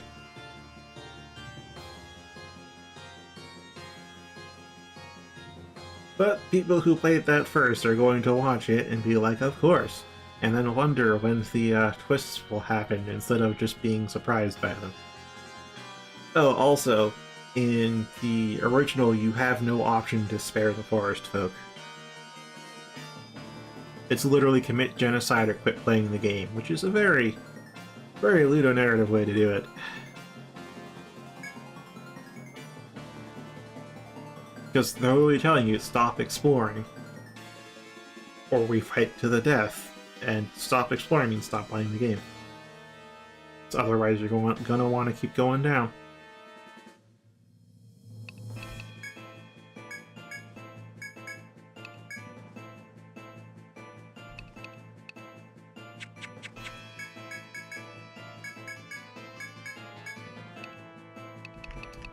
I'm gonna go with Volt, just to be on the curious side of it. I don't know what'll get the finishing blow, though. Okay. Yep, not Steel Claw. Yep.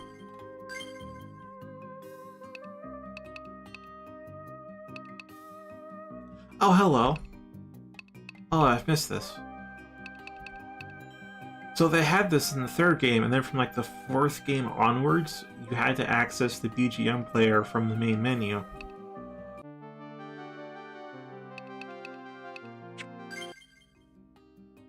But like, in the third game, it's just in the options menu. I remember way back when, I'd just like be in class, I'd pull out the 3DS, open up EO3, and just start playing tunes without having to actually quit what I was doing in the game.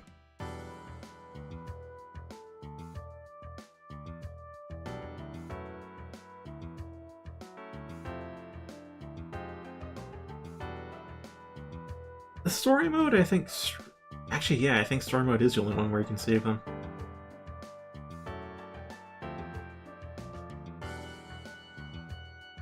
Yeah, I don't think you get the option to save Kupala in Classic. You definitely don't in the original. In the original, it's literally just... Kupala gives no room for negotiation in the original. There's no hesitation, there's no friendliness. Actually playing through this again, I get you. Like, we remember Kupala as like the first humanoid thing we see inside the labyrinth. It sticks with us, and because of that, we think maybe we can negotiate because we can communicate. But if you actually pay attention to Kupala's wording every single time, she holds nothing but contempt and hatred for you from the very beginning. She is hostile from start to end.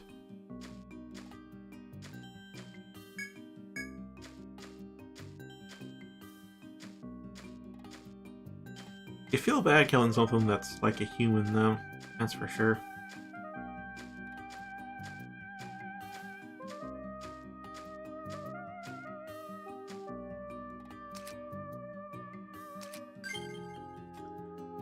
Man, I'll quick save here. Cut back on the backtracking. Alright, so leg bind wasn't it.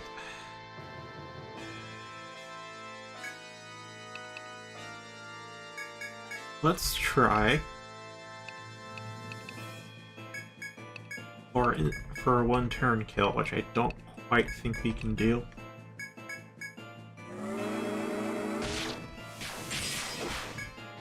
Yeah, no, we can't. Alright.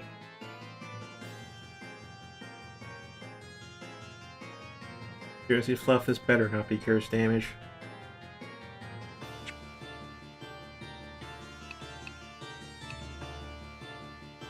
Alright, I'm gonna try killing it with heat while binding its head. So immunize here. Just use heat. It's because I play Warframe a lot, and I'm trying to cut back. Okay, try. I have a fluctuating relationship with Warframe. I never fully quit it. I can reduce my playtime, but then it also increases at other times. Anywho, they have heat there instead of fire. That's where that came from. Speaking of fire, let's lower your fire resistance.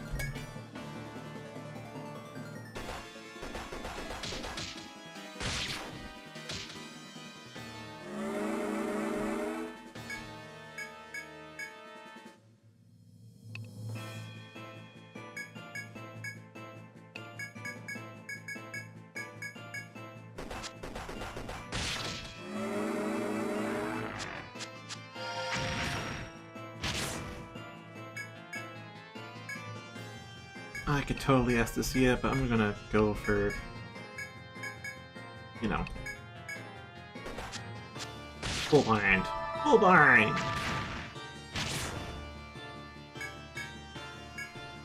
Oh, that's actually awesome. It's full bound and we're gonna kill it with fire. Either was the conditional.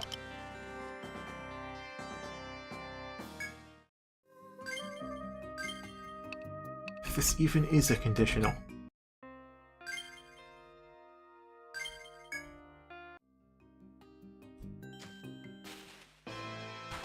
Okay, now for volt damage, which is also resistant to. So it's not bind related, it's not fire damage, it's at volt damage.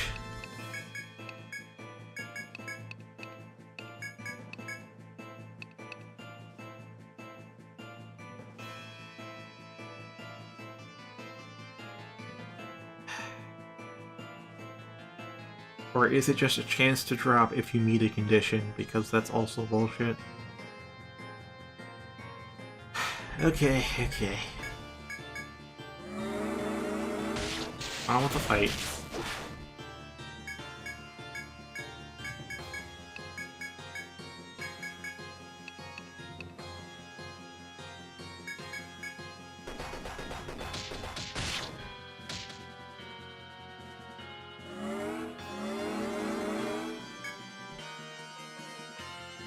Is it curse damage?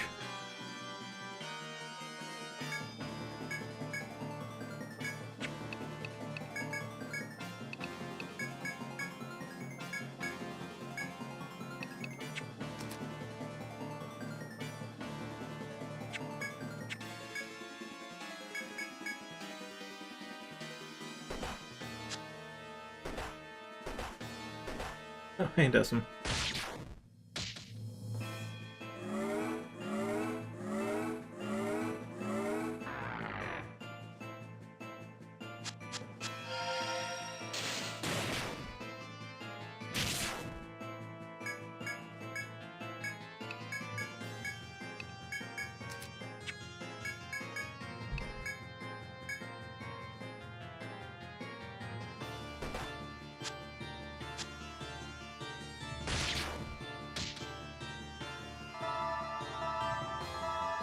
Okay, more and less bullcrap than curse damage tells me it's a conditional chance on a conditional drop.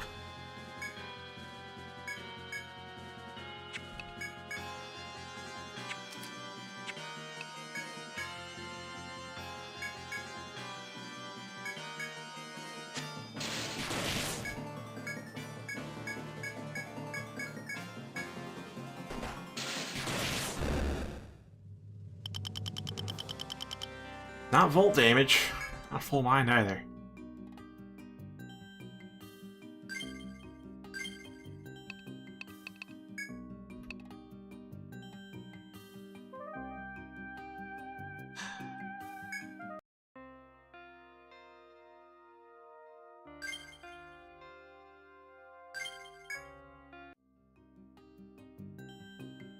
That's more bullshit to find out, less bullshit to actually act on.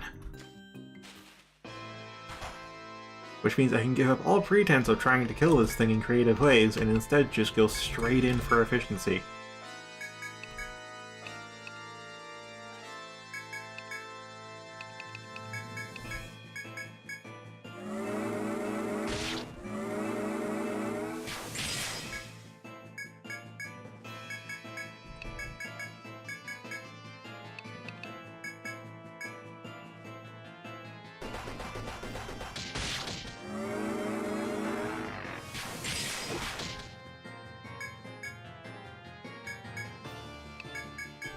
Yeah, this is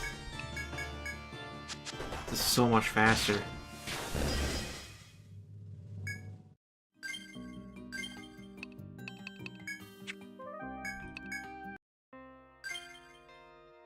Oh my god, not having to go for some bullshit tactics is so much faster to kill it. But man, what are the odds we get it this time? I know, 10% per try, but like how many tries has it been? Less than 10 for sure. So I have less than a 50% chance overall to actually get it right now.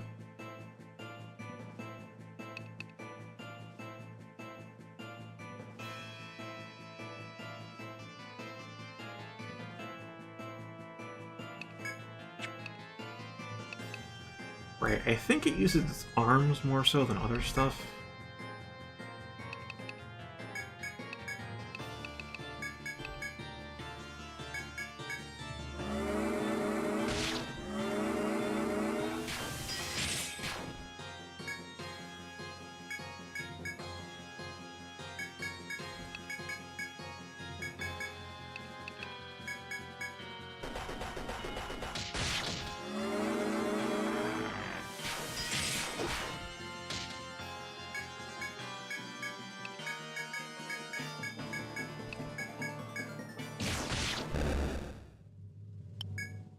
Oh.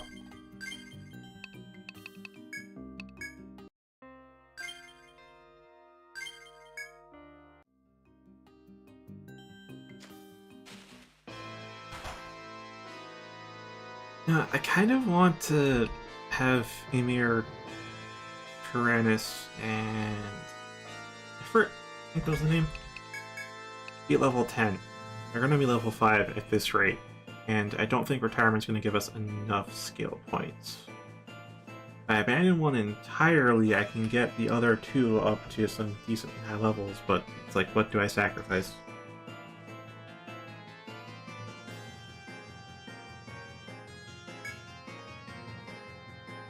Can you guess what type of item?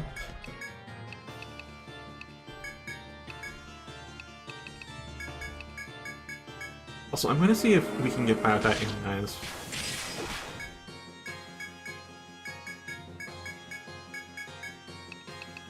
Because yeah, Ifrit, Ymir, and Tyrannus, these modify enemy resistances, and if I can get a max level, they should be a pretty significant bump in damage, rather than just the kind of modest bump they are currently. But we just don't have the skill points for it.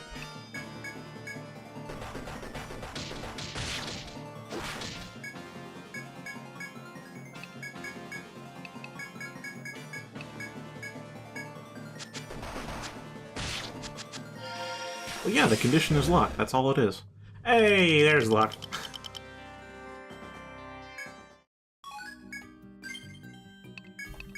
All he had to do was not use immunize. That was the conditional.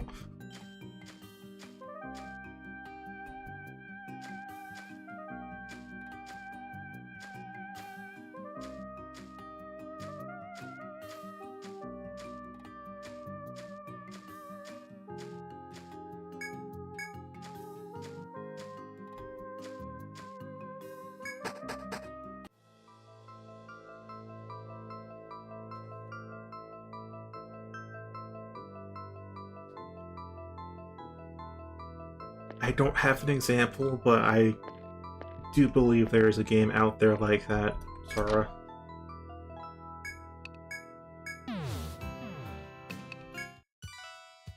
And if not, I mean, you can play D&D. Angel Rope, that's gotta be Medic, isn't it? Yep, that's Medic.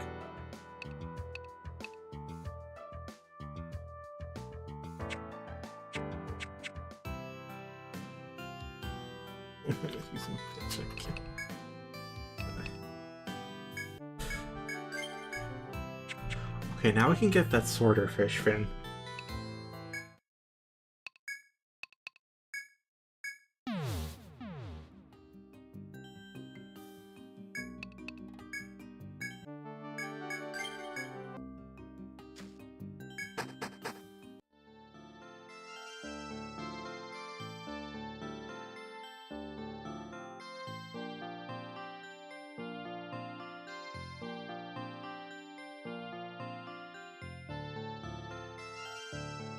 You see, the people who are mad at you are those who legitimately don't care for story in an RPG, which is like, what the fuck are you doing here? Or those who have experienced bad monologue after bad monologue and are like, why can't I just skip this?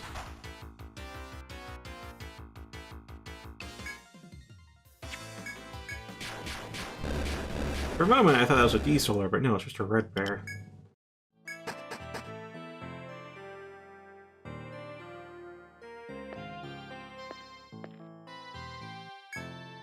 Hey, Mako. You're a hat dealer now.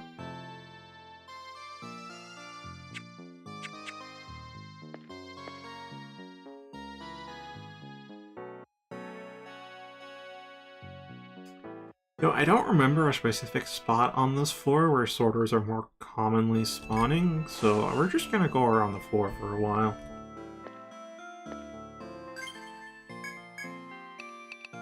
Alright, good. So I am down in Nectar 2, but I should probably have one at the inn storage. And I've got a thread, and there's a sorter. There's a swordfish scale, but we need a fin.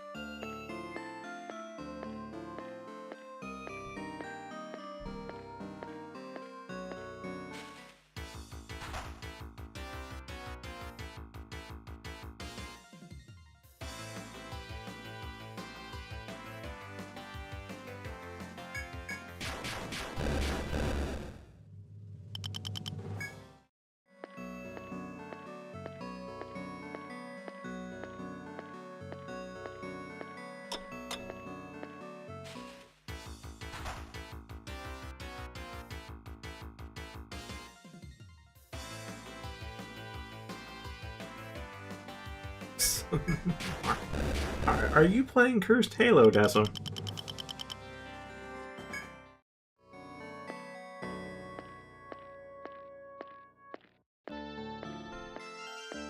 So what I'm thinking is, what if the final boss's monologue actually explains to you the mechanic to get the good ending?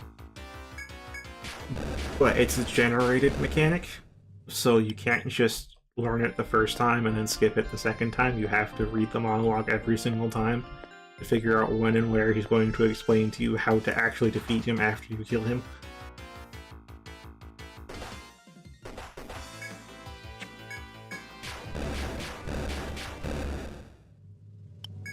And more scale.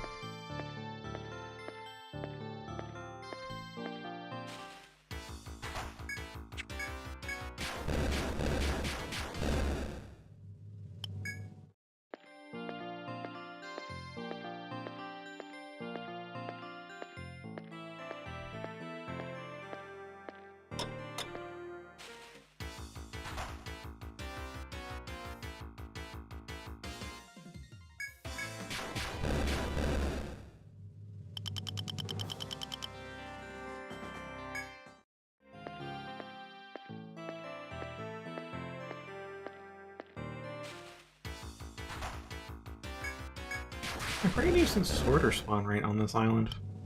Of course, the drop rate of the fins is an whole other story.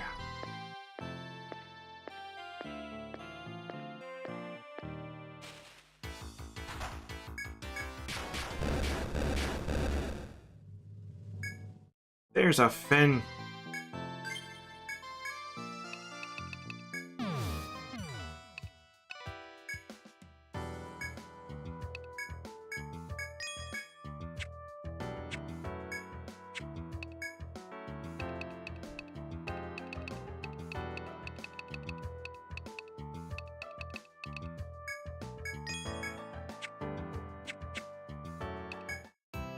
Now then, do we have access to Nectar 2s? Like Kamea Prime's Volt... Where did we get Volcore?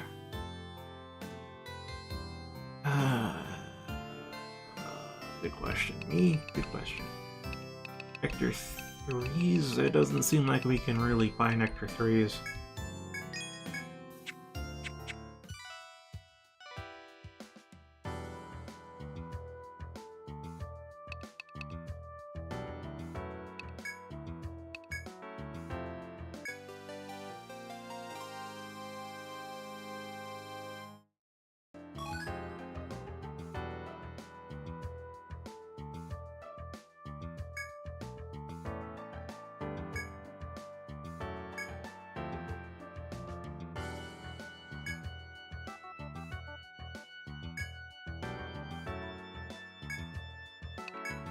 Okay, now Orphans of the Forest. Elf floor.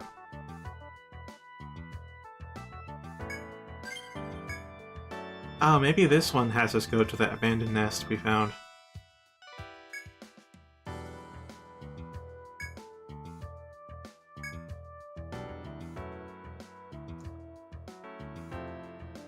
It feels like mating season, if it's every year, but whatever. Not terribly scientific at this current point in civilization.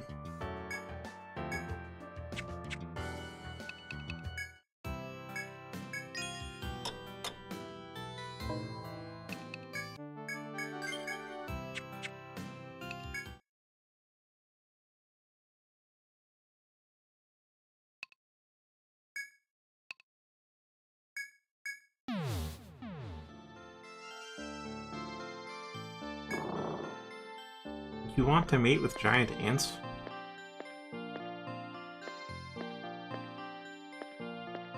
You know what? Forget I asked that.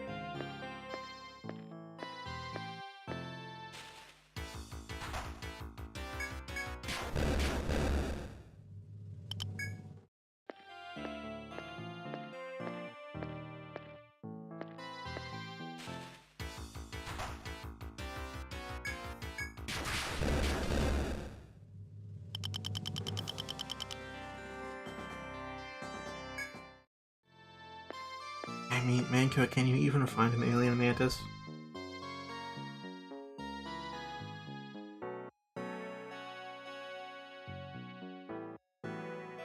I guess you will ski tomorrow, Decim, because it is evening right now. As the publican told you, that is a word I have not read since the first time I played this game. The ants walking around here have become vicious. One ant seems to be going back and forth on the path, guarding the area.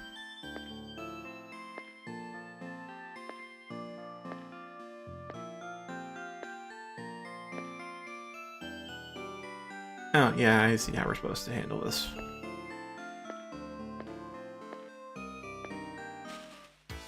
Of course, I did it the other way. And I kind of want to fight the things here, and you know what? Let's do that. Let's do that. This is probably, like, enemies we can only fight here, right? Yeah, guard ants. No, we have fought guard ants before, never mind. We actually defeated one of the guard ants that was on patrol. Fearing that its comrades will come view you, run for dear life from the area. Oh, it's a forced stealth mission that they don't tell you about.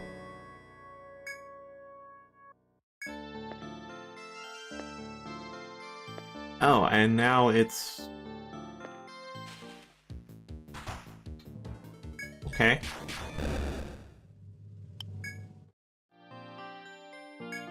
Accidentally, you say? This is intentional.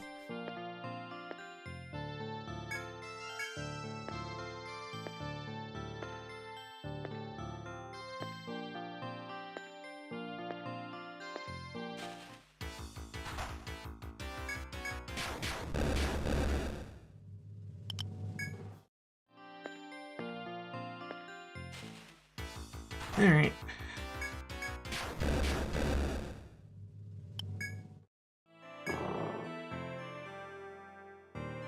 Once you get past the patrolling ants and walk further in, you see a large egg in the brush. It's an ant's egg. It seems the ant's strange behavior is a result of the breeding season. Now that you found the reason, you should flee before the ants discover you. And it just spawned us out there, okay.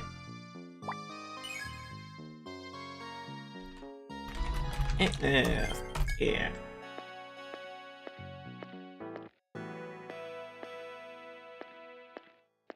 And now we skedaddle.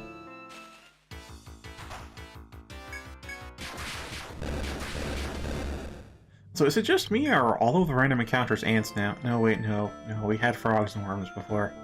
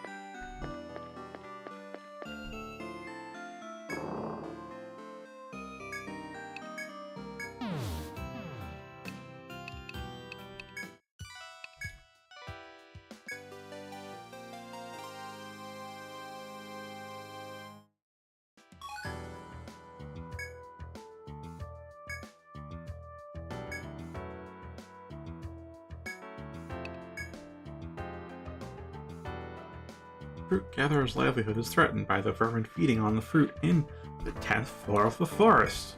You get a nectar too. I remember this job.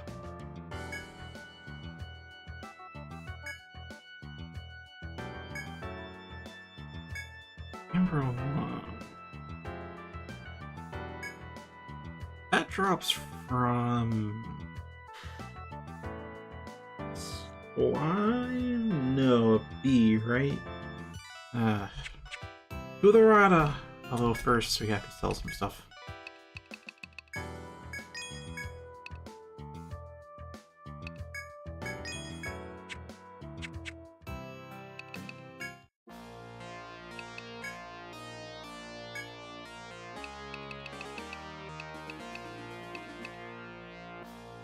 Oh, it's steel lump. Oh yeah, there's amber lump waspy ore.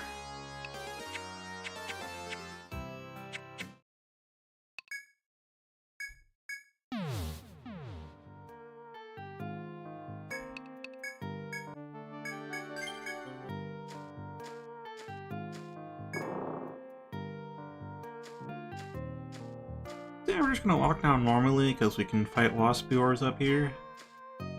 And I guess we can fight waspiors on the way down too, so I won't... of course I don't get one first encounter.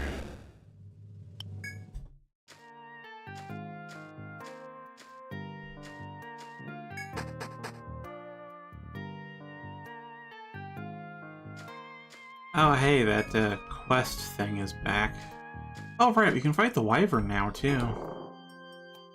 I mean, do we want to fight the wyvern is another good question, but we can. We are max level.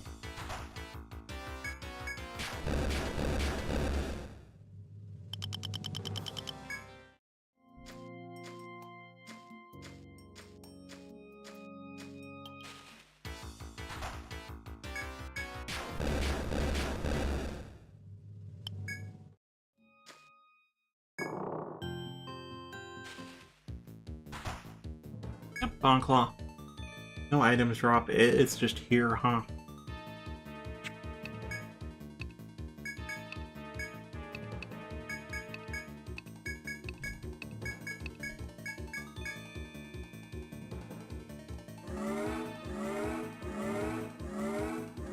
And remember, you had one tile color to work with back in the original. Yeah, that room was an absolute pain in the fucking ass to map.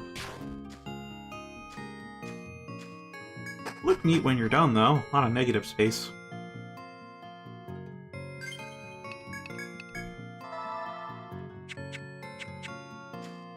Yeah, the wyvern is not something we could fight at all first time we came here, but now it's not the first time. Or the second time, or the third, or the fourth, or the 10th, or the 82nd. How many times has it been? Either way.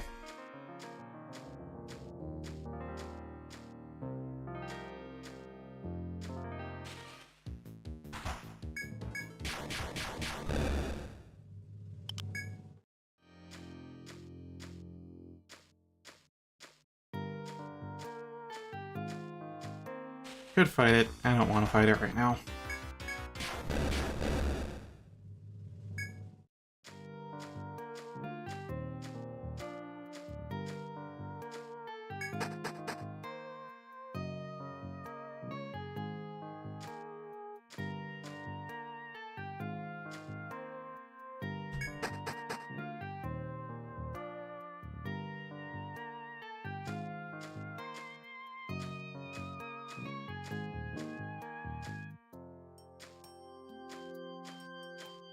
Oh, I hope there are bees on this floor. Otherwise you have to go all the way back up to the 6th.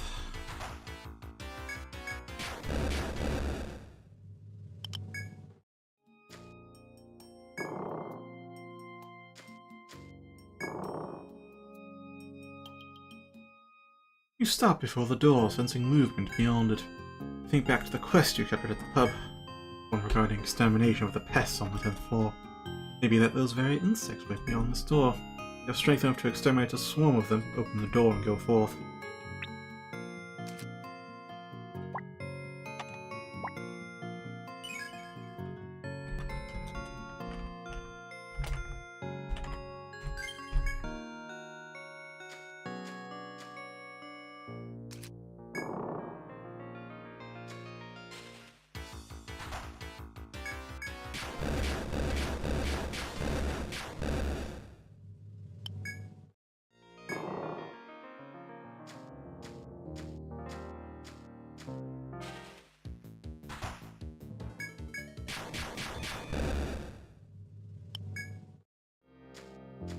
Did I never step back here?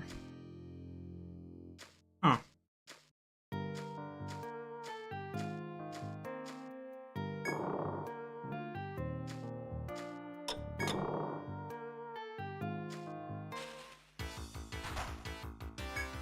Yeah, I think we need to go up to the 6th floor. It's the only floor I remember with guaranteed waspior spawns.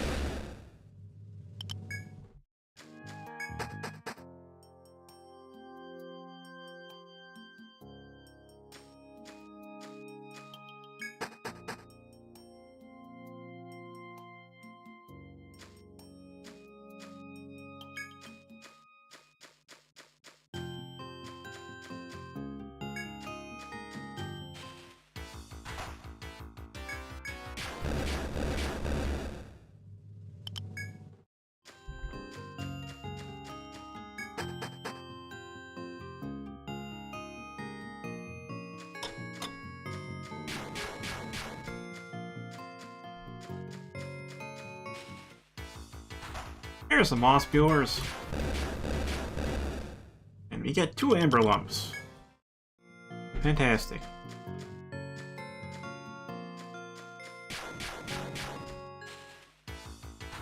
Here's some more moss pewers. No lumps, though.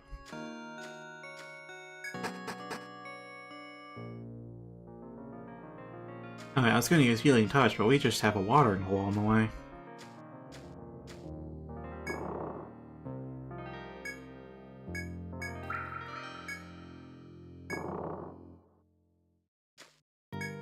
And we're good.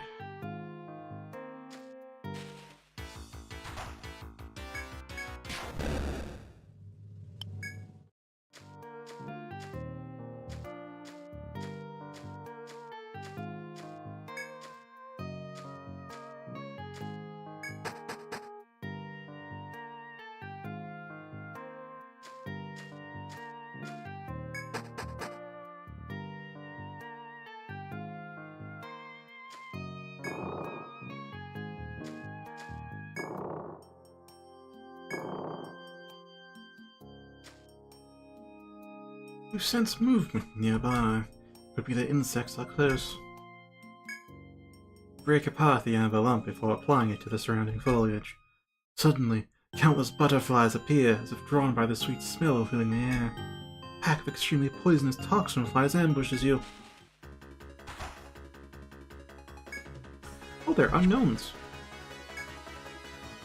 In which case, let's go full throttle here.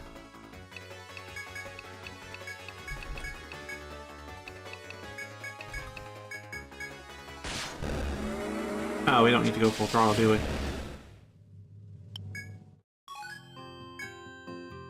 Purify the toxin flies that attacked you, but more have been drawn by the amber.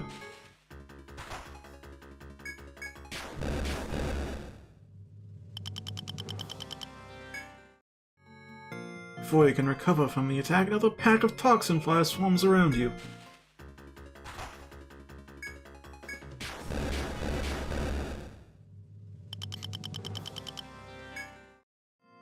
Toxin fly swarm seems to be thinning. The last of them, or so you hope, attack you.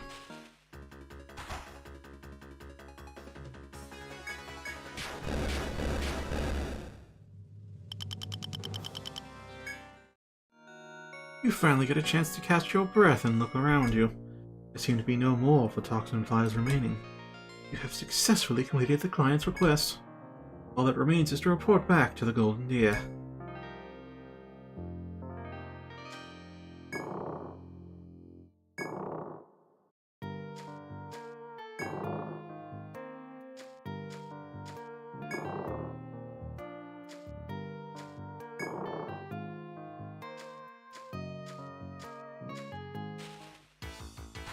Oh, hey, Wasp viewers. Would have been nice to see you guys earlier. Oh, hey, an Amber Lump. Would have been nice to see you earlier.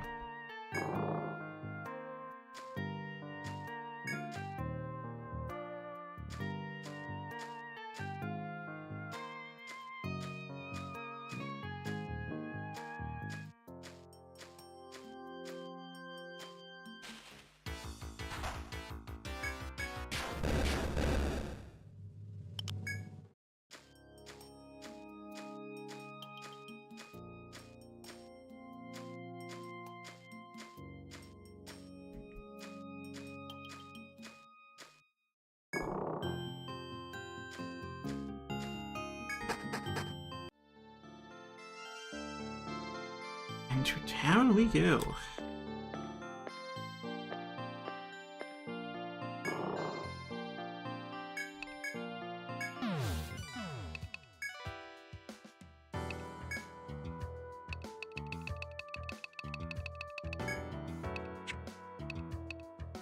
I don't think we need the Amber Lump, but whatever.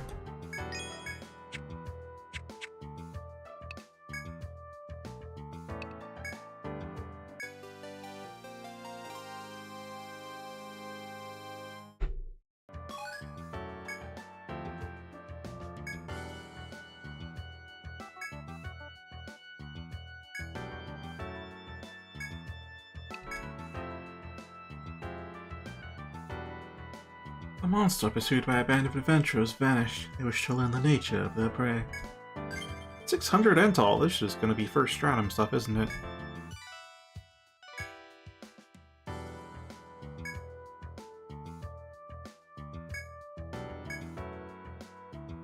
Sixth floor. Is this going to introduce the Yggdrasil buds? This is how we were supposed to first find them. It might be. Maybe. Because so far I've only encountered, like, the mid-tier ones, it seems. Judging by, I think, the item from... Based my memory is telling me that it shouldn't just be one type, but multiple tiers of it. And it's like, where's the first one? I think this quest is supposed to introduce it.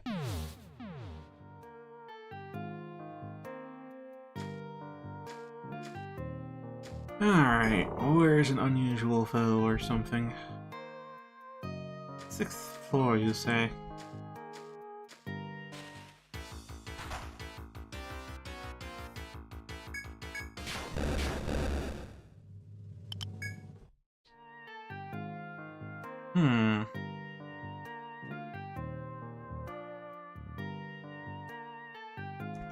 Is it maybe the one that, like, spawns behind you in that one circular room? Maybe.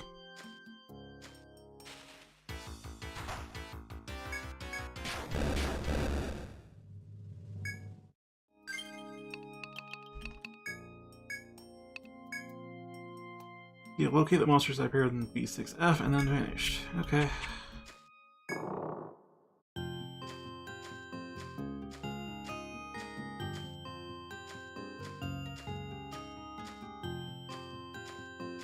This might just be a whole enter every room type request.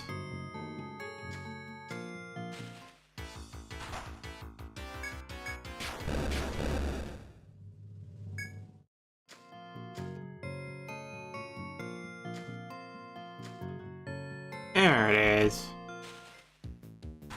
There's the Moa.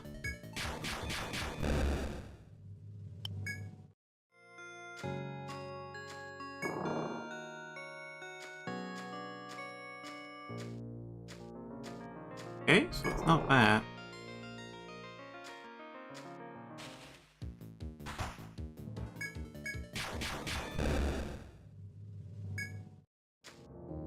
Not a cutter either.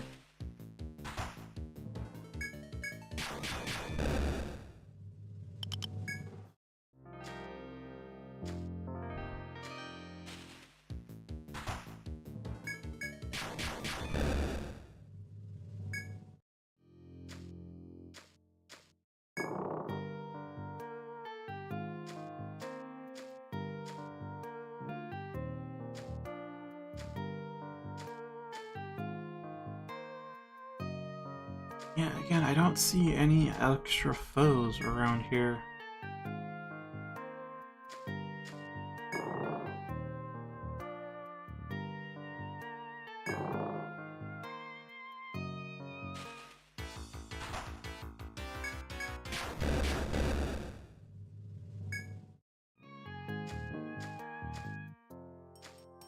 And if this is a mistranslation on the floor number, then again, bullshit. But I doubt it. Wasn't there a marketing point that said they retranslated the game for this?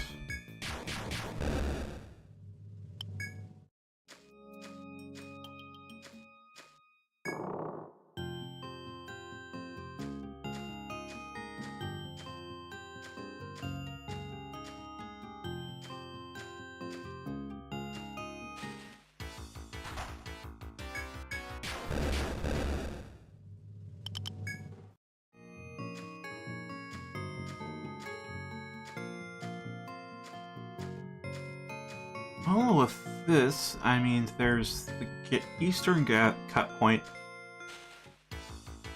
which, yeah, maybe there's just a trigger down there.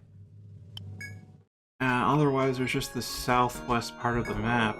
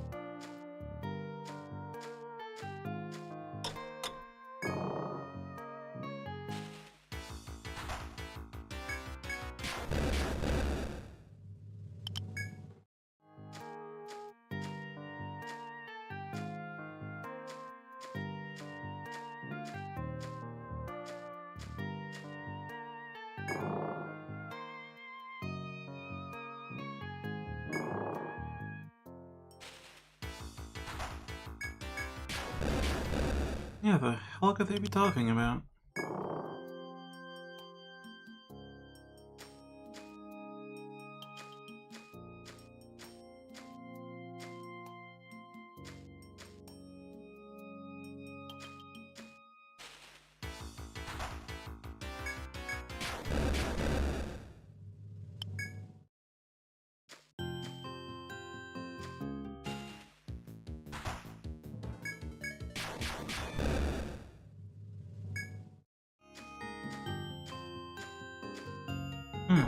Maybe it's in the mine spot.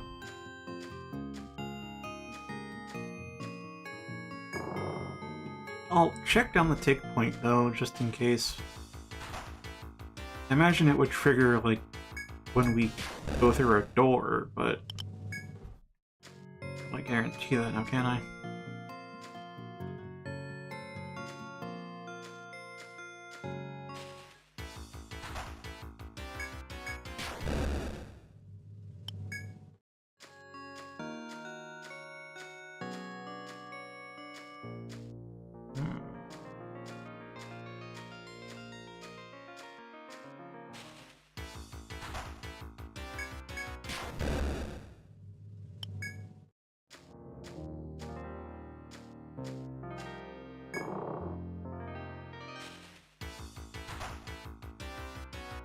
Of course.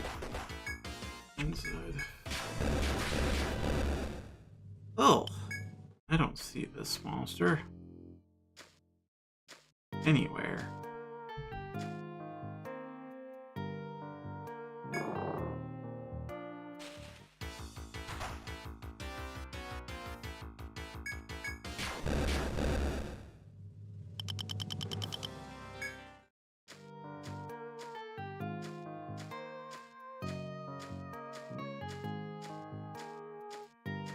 You guys got any idea about this monster that's supposed to appear? I'd assume it appears as a foe icon.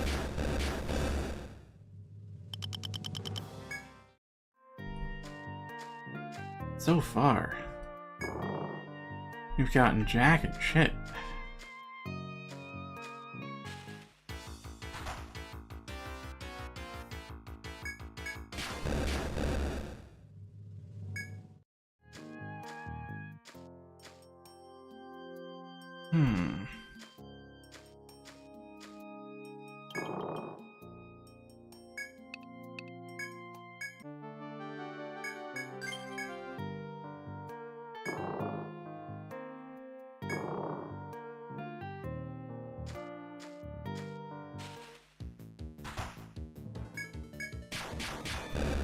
With this, all the foes are dead. Now all we'll ever see is the new guy. I think the new guy exists. Well, the game doesn't have a calendar, So it's time of day specific.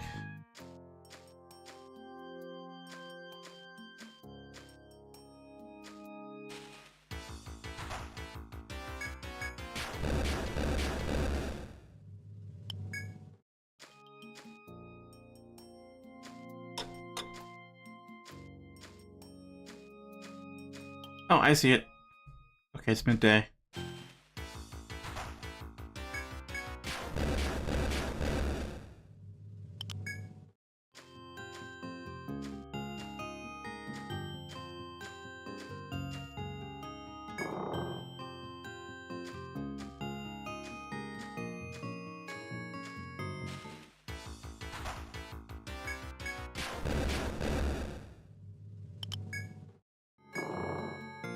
I don't tell you it was midday, it's just... yeah. Again, it makes sense. If this guy's a coward running for his life, why the hell would he bother to study this? He asked us to study it. So of course. First I wouldn't know it was midday. Rather they would know than think it was important.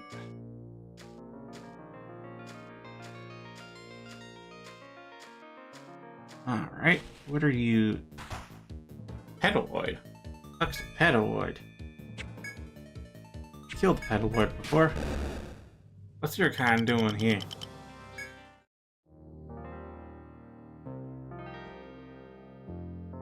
The monster before you seems to be the one that suddenly appeared on the 6th floor.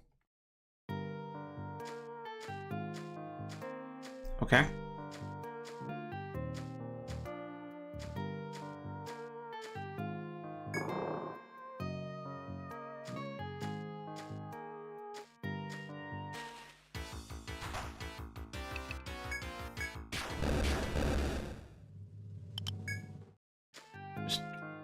Okay.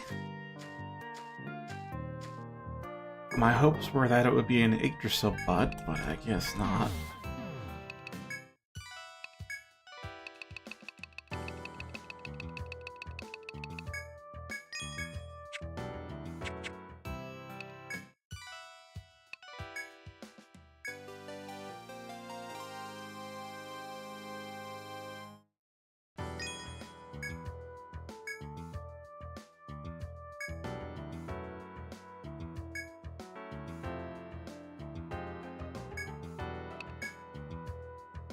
Work stoppage. On the 17th floor, rusted by 3 monsters. Oh, this is to kill Sickwoods, or a variant of them.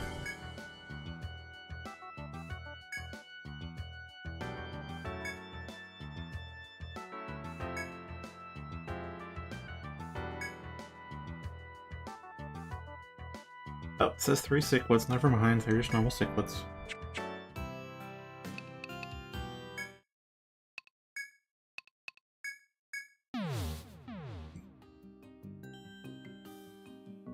I'll say we have time for this request, and then the Jolly Spirit will leave us.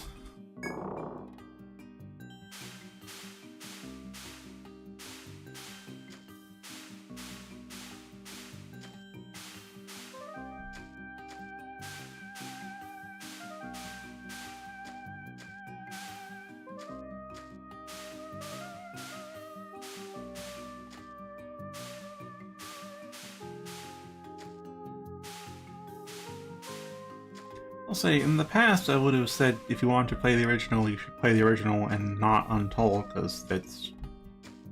say the original is better than Untold. Now that we have EOHD... yeah, it's kind of hard to say to play the original. Like, if you want to do it for historic reasons, sure.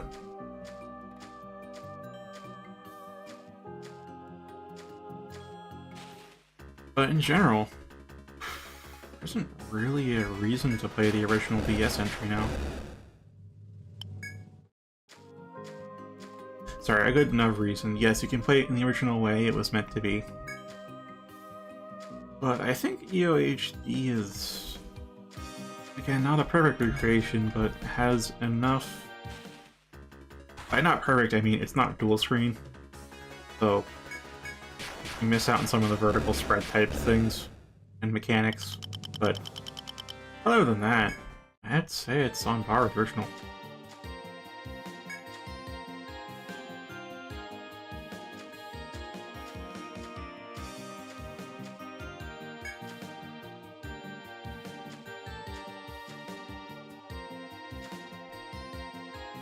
I remember in Untold there were like specific spots we had to go where it's just like, oh yeah, this seems like a good spot for lumber. Oh no, there's a Sickwood ambushing us out of nowhere. But here, I think I might have to actually find the legit foes. Just...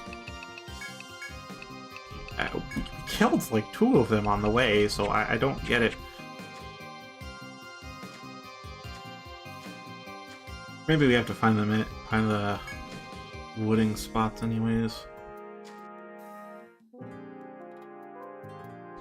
Alright. Yeah, I'll check here, I guess.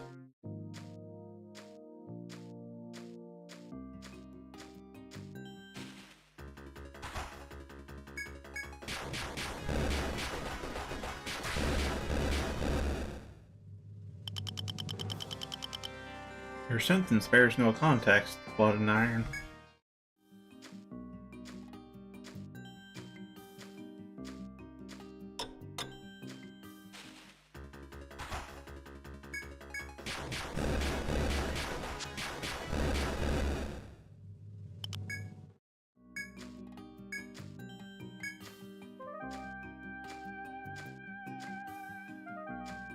Yeah, so here's a Sickwood.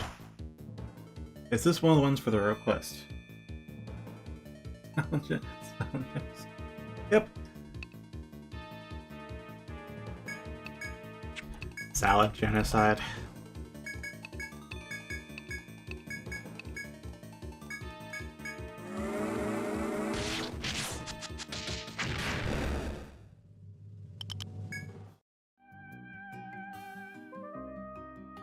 As the Sickwood falls to the ground, the carpenters appear and begin setting up again. Oh. Oh. These aren't special Sickwoods that spawn just for the request, they're the actual Sickwoods of the floor, of which 2 are already dead. Will the quest account for this, or will it not? That is my question.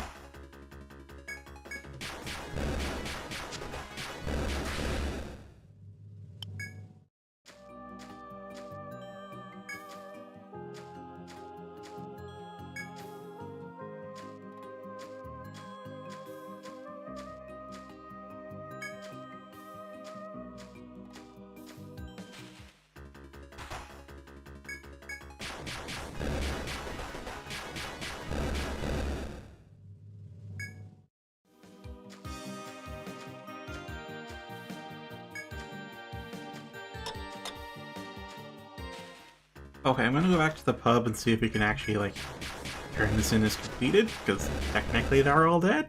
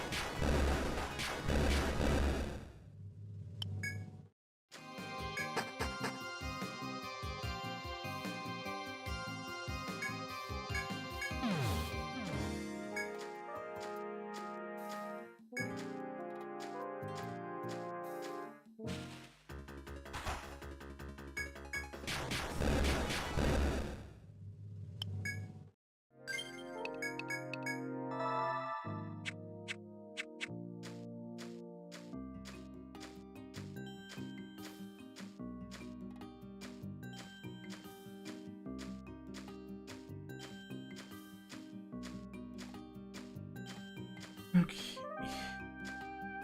As always, it's a long walk down. I believe they added some sand conveyors in Untold to make this walk faster.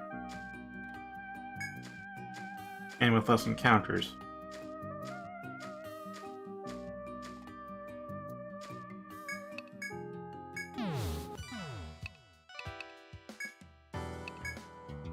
Yeah, no, it doesn't count. Okay. cannot complete that this time.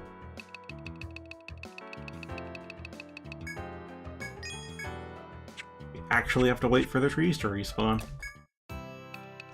Alright. That's a thing.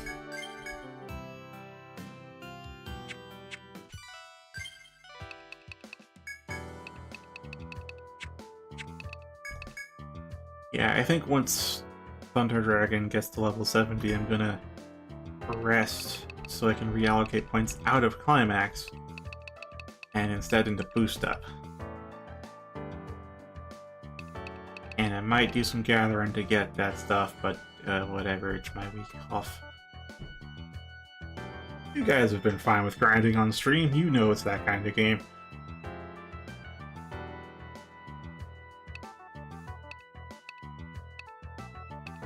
Yeah. I think that's all we can really get done today, because it's 16:59.